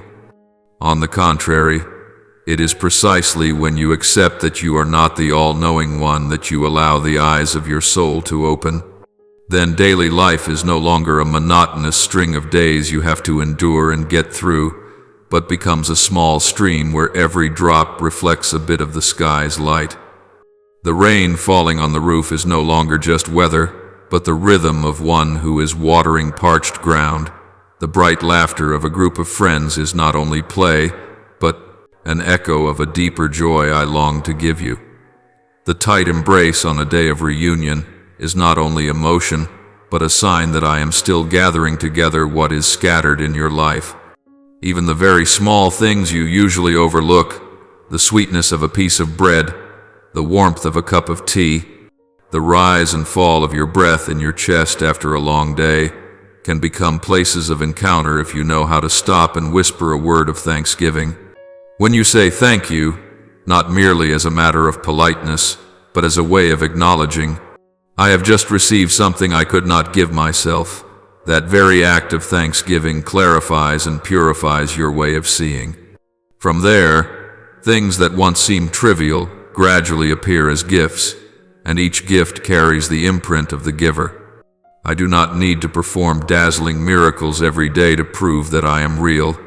I like to hide myself in small things so that anyone who is willing to listen and to open their heart can find me wherever they are, in whatever circumstances they live.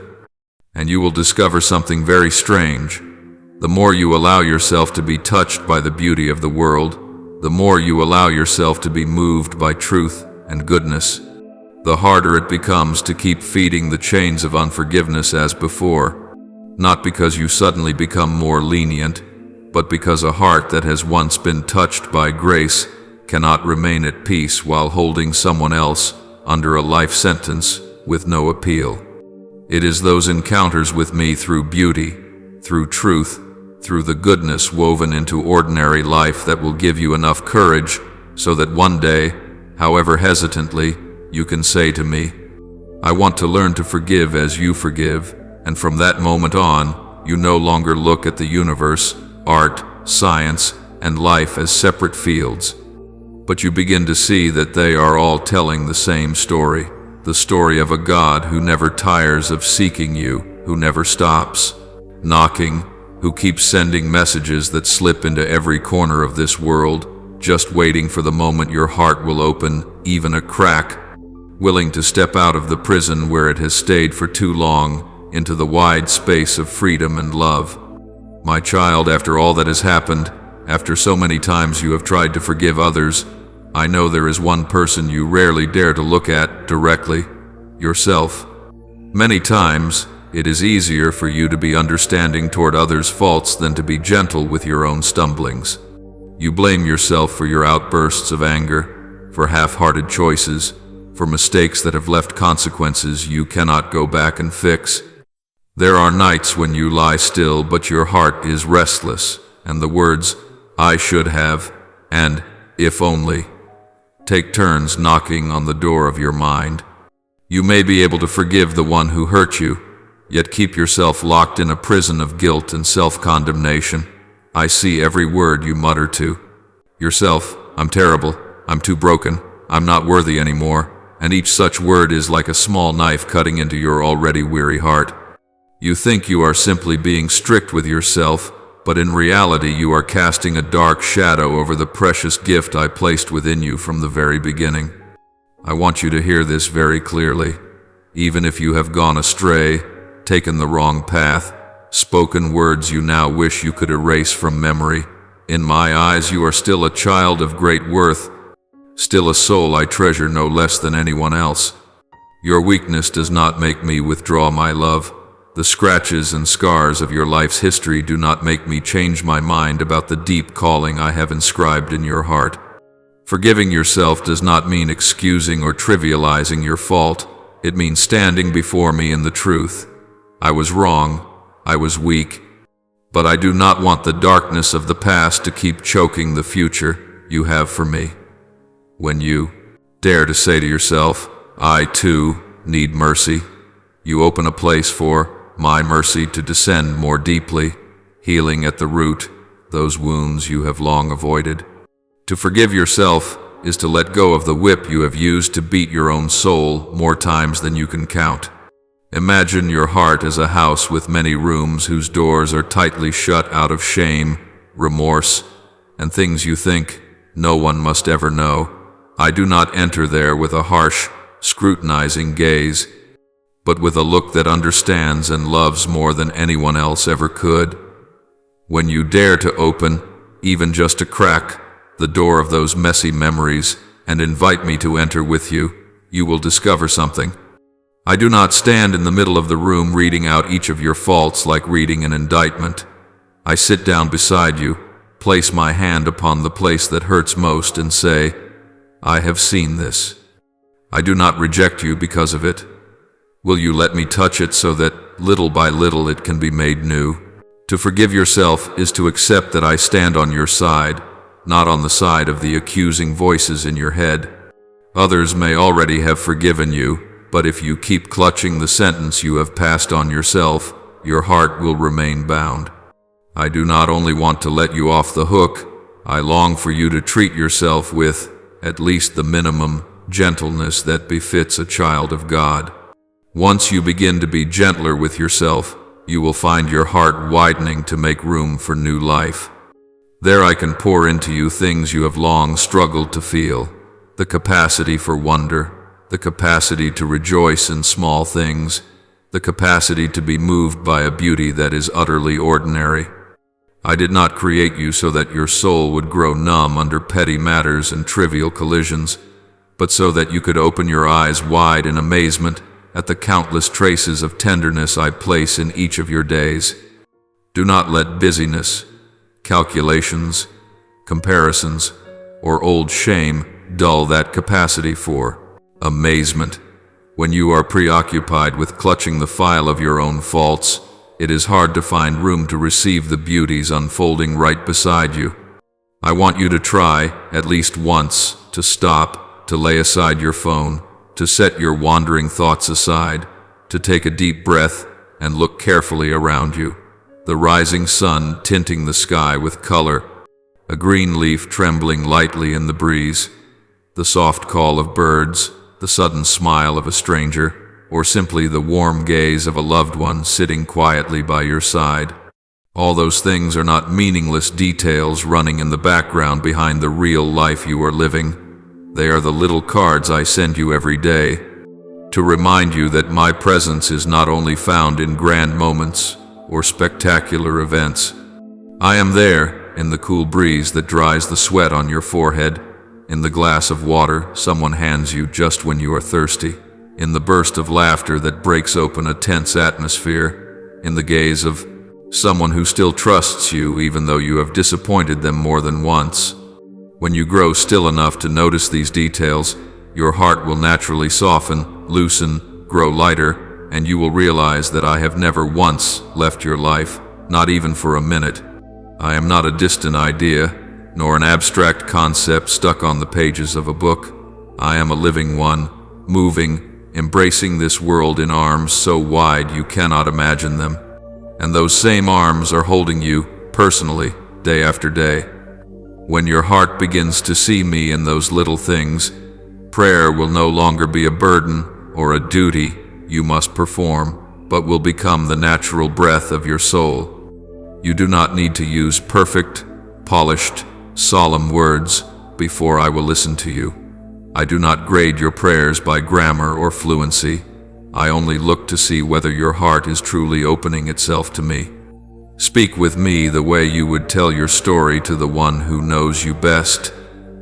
You can tell me that today you are tired, that you feel small, that you are afraid of the future, that you saw a beautiful flower by the roadside, or that you just laughed until you cried at something trivial. Do not be afraid that these things are too petty to bring before God, because it is exactly those tiny things that weave together your real life. I want to be present in those very fragments, not only in solemn, ceremonial moments. And when you open your heart like that, you will begin to notice that I do answer, only not always with a voice ringing clearly in your ears. There are times when I give you clarity about something that has troubled you for a long time. There are other times when the answer seems slow, yet arrives as a strange peace flooding into your soul, so that you are no longer panicked as before, even though nothing outside has changed. Sometimes I speak to you through a line of scripture that suddenly strikes you to the core, through an offhand remark from someone else, through a fragment of a song you happen to hear, or simply through a moment when you feel as though someone has gently laid a hand on your shoulder and said, "Slow down, I am here." Your heart will slowly learn how to recognize those light touches, and your soul will feel less lonely, less burdened by the sense that you must manage everything all by yourself. You also need to know that silence is not an empty gap between the times you speak to me. Silence is a deeper language, a place where I can pour directly into you what I long to give, without needing words at all. Train yourself to make little pauses in your day, even just a few minutes, doing nothing special, simply sitting still, letting your hands rest, letting your mind stop running, letting your heart breathe. In those moments, you do not need to force beautiful phrases to offer me, nor do you need to strain to feel something holy. It is enough that you are fully present. I will take care of the rest. Maybe all you sense is a gentle warmth spreading in your chest, or a lightness you cannot explain, or a very quiet prompting telling you to stop, to apologize, to forgive, to begin again. All of these are the hidden waves I send into the depths of your heart. When you allow yourself to be forgiven, to be gentle with your own soul, you will bring far less harshness and cruelty into the moments of prayer. You will no longer come to me as if you were entering a courtroom, but as someone coming home after a long day, finally able to take off your shoes, drop your backpack, sit down, and breathe that deep breath you did not dare take all day. In that atmosphere, my whisper, "I am with you," will no longer be some distant pious idea, but your own intimate experience. You will feel it in your very body, in each cell, gradually letting go. And from that letting go, you will find fresh courage to widen the circle of forgiveness, not only forgiving others, but forgiving yourself, forgiving the days when you lived with a hardened heart, forgiving the minutes when you slammed your heart's door shut against me. You know, for me, every time you come back, every time you dare to speak honestly with me, every time you dare to lay down your burdens and receive the peace I offer, heaven opens up in joy. My eyes are not fixed on your stumbles, they are fixed on every step you take to rise again. I take no pleasure in watching you punish yourself with cruel words. It only pains me to see the child I love treating themselves like an enemy. That is why I call you, not to rub salt into what you did wrong, but to show you that the future is still there, the road is still open, and on that road you no longer have to drag your chains. Begin by forgiving yourself, by trusting that I truly have forgiven you, and then let that love slowly seep into every corner of your life. One day, when you look back, you will realize that every letting go you thought was a loss was in fact the place where you found your freedom. Again, where you found your true face reflected in my unwavering, loving gaze. And as you begin to step out of the cramped room of resentment, as your hands stop gripping those old verdicts so tightly, you will start to notice something your heart was once too restless to see. I have always been passing quietly through your life, leaving countless tiny, hidden traces that are easy to miss if you rush by. There are people for whom a single newborn cry is enough to tell them They have touched something far beyond human calculation. That is the mother trembling in the moment of birth, feeling a fragile little body slip from her exhausted flesh, while her heart is being set on fire by a strange, reverent awe. She does not use theological language or complicated explanations, but deep within, she knows. She is not the one who created this life by herself. She is merely invited to cooperate with an invisible hand that is shaping each breath, each heartbeat of the child. In that first cry, there is both the chaos of the flesh and the soft, yet cutting whisper of the eternal.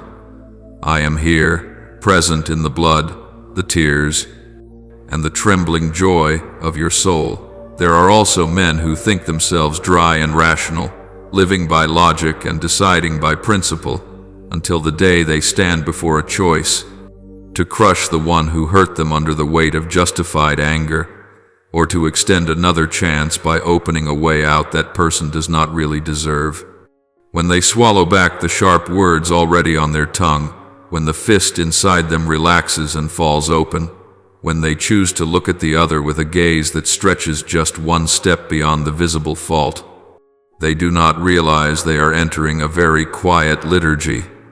For in that moment, my face appears on the face of the father, the husband, the brother who chooses to place mercy above the need to prove themselves right.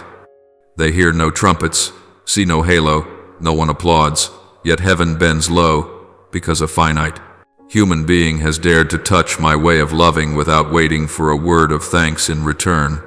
When you choose to forgive in secret, you may think you are only resolving a small conflict, but in truth you are allowing my face to be stamped more clearly on your soul. As for the children, they do not argue about me, nor do they need to prove my existence with arguments. They simply lift their eyes to the night sky, watch the stars beating their wings against the dark, and let their hearts swing wide open to wonder. They do not ask, but is this really true? They only know they are standing before something too vast, too beautiful, too not their own. It is in that simplicity that I can enter more easily than through any sermon. You were once like that, before life taught you to doubt everything, to weigh gain and loss in every choice, to slowly shut every fragile door so that no one could hurt you again. I do not blame you for having learned to defend yourself, but I do want to remind you, the more layers of walls you build, the harder it becomes to hear the whispers of what is holy. The eternal does not jostle with the noise. I usually pass through places where there is still a little wonder left, a little trust, however fragile.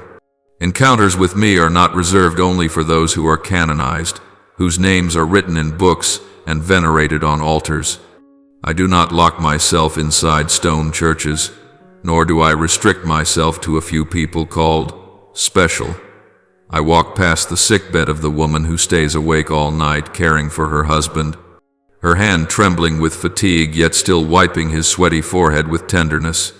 I am present in the tired yet shining eyes of the father driving long distances, paying off debts while trying to save for his children's future, yet refusing to let his heart turn to stone amid hardship. I am there in the young people standing at a crossroads, knowing they could choose the easy, dishonest path, yet accepting loss in order to keep their hearts from growing numb.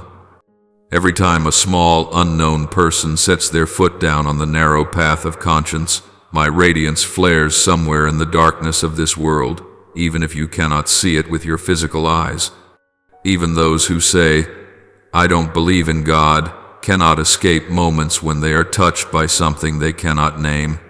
They may smirk whenever they hear the word sacred, but there are nights when they lie still alone and feel something stirring in their chest, strange yet familiar, a gratitude that has no clear recipient, a fleeting tenderness awakened by an unexpected act of kindness, a sense of being overwhelmed by the beauty of a sunset no one arranged as a backdrop. They do not call that me, but I know I am moving through the tiny cracks their skepticism has not yet managed to seal. Do not underestimate those seemingly meaningless instants. They are the times when the defenses of reason pull back for a moment, and the heart, scarred as it is, still dares to admit that there is something wider, deeper, more enduring than what they usually call luck or coincidence.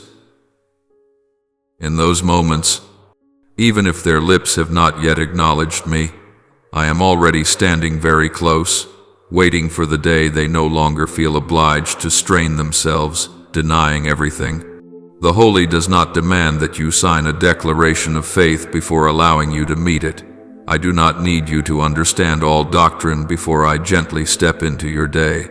I only need a crack in the armor you wear to shield yourself from every possible harm. I wait for an extremely simple moment, when your mind stops calculating for a while, when you no longer rush to prove anything to anyone, when you are willing to pause and ask yourself, how is my heart really doing right now? In the very instant you are honest with yourself, the thickest wall within you has already split just a little, and I, like clear air, will slip through. Do not imagine that in order to meet me, you must leave the place where you are or do something extraordinary. Sometimes it is enough just to sit still, put your phone down, take one deep breath, and look back over your day with sincere gratitude. That, already, is a meeting far deeper than many hurried prayers said in passing. Here is the translation, keeping the paragraph flow and tone. How can I create those moments? You have asked in your heart more times than you can count. The answer is not that you have to run around looking for ever more novel experiences, but that you learn to live more deeply with what has always already been given to you.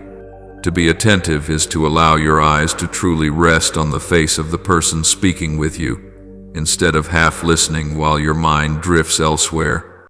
To be attentive is to eat a simple meal and sense how each grain of rice has passed through so many hard-working hands, instead of swallowing it in haste as a mere habit. To be attentive is to walk along the street and notice every breeze, every canopy of leaves, every bit of noise contributing to the pulse of a day that has been freely given to you. When you live in a rushed way, running from one task to another, your mind always pushing ahead or dragging back behind, you are unconsciously letting your day pass by like a line of text running across a screen, with no sentence sinking into your heart. But when you are attentive, each moment becomes a page opening onto the chance to encounter me. Gratitude is another language of the soul, the most natural form of prayer, one that even a person who is not skilled with words can practice. When you whisper, "Thank you that today I was still able to wake up. Thank you that there are still people for me to love, even when I am tired. Thank you that I did not collapse on the stretch of road just past," you are turning to look at your life, not with the eyes of a victim, but with the eyes of one receiving a gift. Gratitude does not deny what you have endured. It does not hide the nights when you cried until your tears ran dry, but it allows you to see another layer of reality, that in the midst of every collapse, some things did not break. In the midst of every harsh word, there were still gentle ones. In the midst of loss, there remain things that can never be taken from your hands. That is where I am standing, not flashy or loud, but anyone willing to bow down will see me. When gratitude becomes your very breath, your ordinary life slowly turns into a long psalm that you are reading with the way you live. The sun is no longer just a blazing circle in the sky, but a kind of blessing repeated every morning. You still have the chance to begin again. A stranger making way for you, an uncalculated smile, a message that checks in on you right when you feel forgotten. All of these can become exclamation marks of grace if you are willing to notice. Your own existence, with all its scratches and the remaining capacity to love, is itself a miracle you often take for granted. You have survived crises that once made you think you would never get up again. You can still laugh, still cry, still be moved by the pain of others. All of this, if you look closely, is testimony that I have never withdrawn my hand from your life. The world trains you to focus on what is lacking, what you have not yet achieved, what does not satisfy you. It drills into your eyes a very exhausting habit, always scanning for faults, scanning for danger, scanning for something to compare.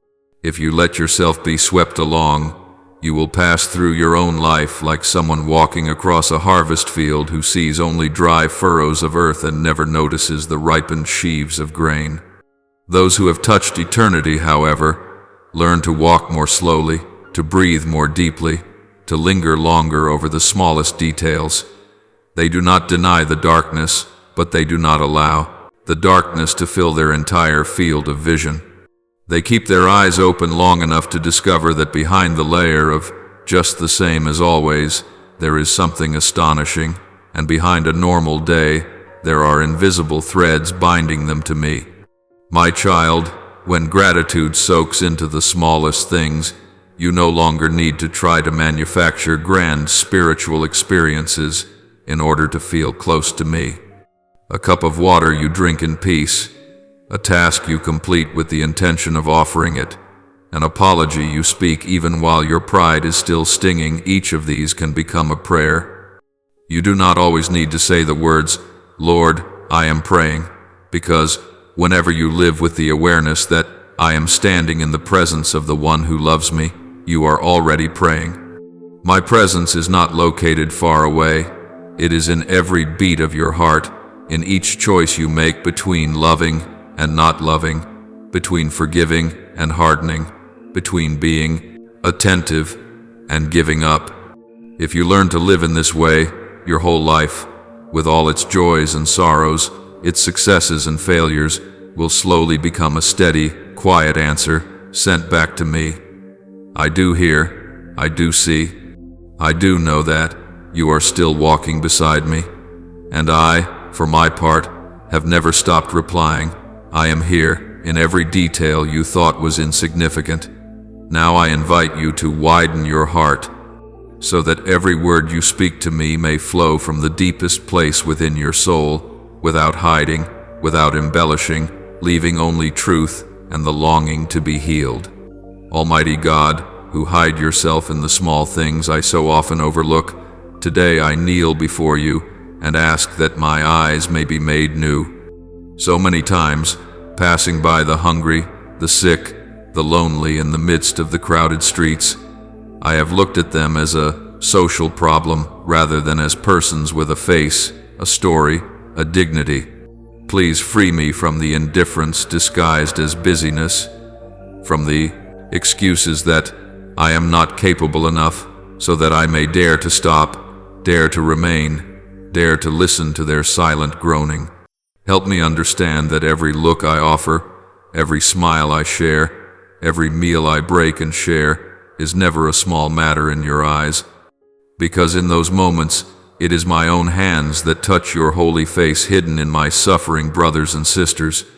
And when I fear being taken advantage of or misunderstood, remind me that you see every intention, that you weigh each drop of the heart more than the visible outcome, so that I may dare to live generously without needing anyone's recognition. Kindle in me a heart that trembles at the pain of others, so that in every small encounter I may recognize it as a sacred meeting with you, yourself. Merciful Father, so often I choose safety over love. I choose to stand at a distance so as not to be drawn into someone else's story. I see shattered lives, broken families, young people who have lost their way. Yet, in my heart there rises a quiet voice. You can barely manage your own life. How can you get involved in theirs? Forgive me for the moments when I have retreated behind the closed door of safety, shutting my heart tight out of fear of inconvenience. Grant me a gentleness that is not weakness, a compassion that is not sentimental, a courage that is not noisy, so that I may know how to bend down while still preserving inner freedom, know how to give without putting others in my debt. Teach me to serve not in order to feel more virtuous than anyone else, but to learn to live like you, the one who always stoops down, who does not hesitate to step into the abandoned corners of human life. And let me, in every small thing I do for one of the little ones, always hear echoing within your tender reminder. You are touching me, myself, do not be afraid. Lord Jesus, gentle and humble of heart, who make the whole universe resound with a wondrous symphony, I offer you all that is stirred within me whenever I touch beauty. There are times when I sit in silence, listening to a piece of music and feel my heart soften after so many days of tension. There are times when I hum a few simple notes and suddenly feel tears rising, as if a corner of my soul long locked away had just been cracked open. Do not let those moments pass like fleeting emotions, but help me to recognize that they are times when you are whispering to me in the language of sound. Purify my tastes so that I do not immerse myself in music that drags me down and stirs up more darkness, but learn to choose melodies that make my heart wider, deeper, and more honest before you.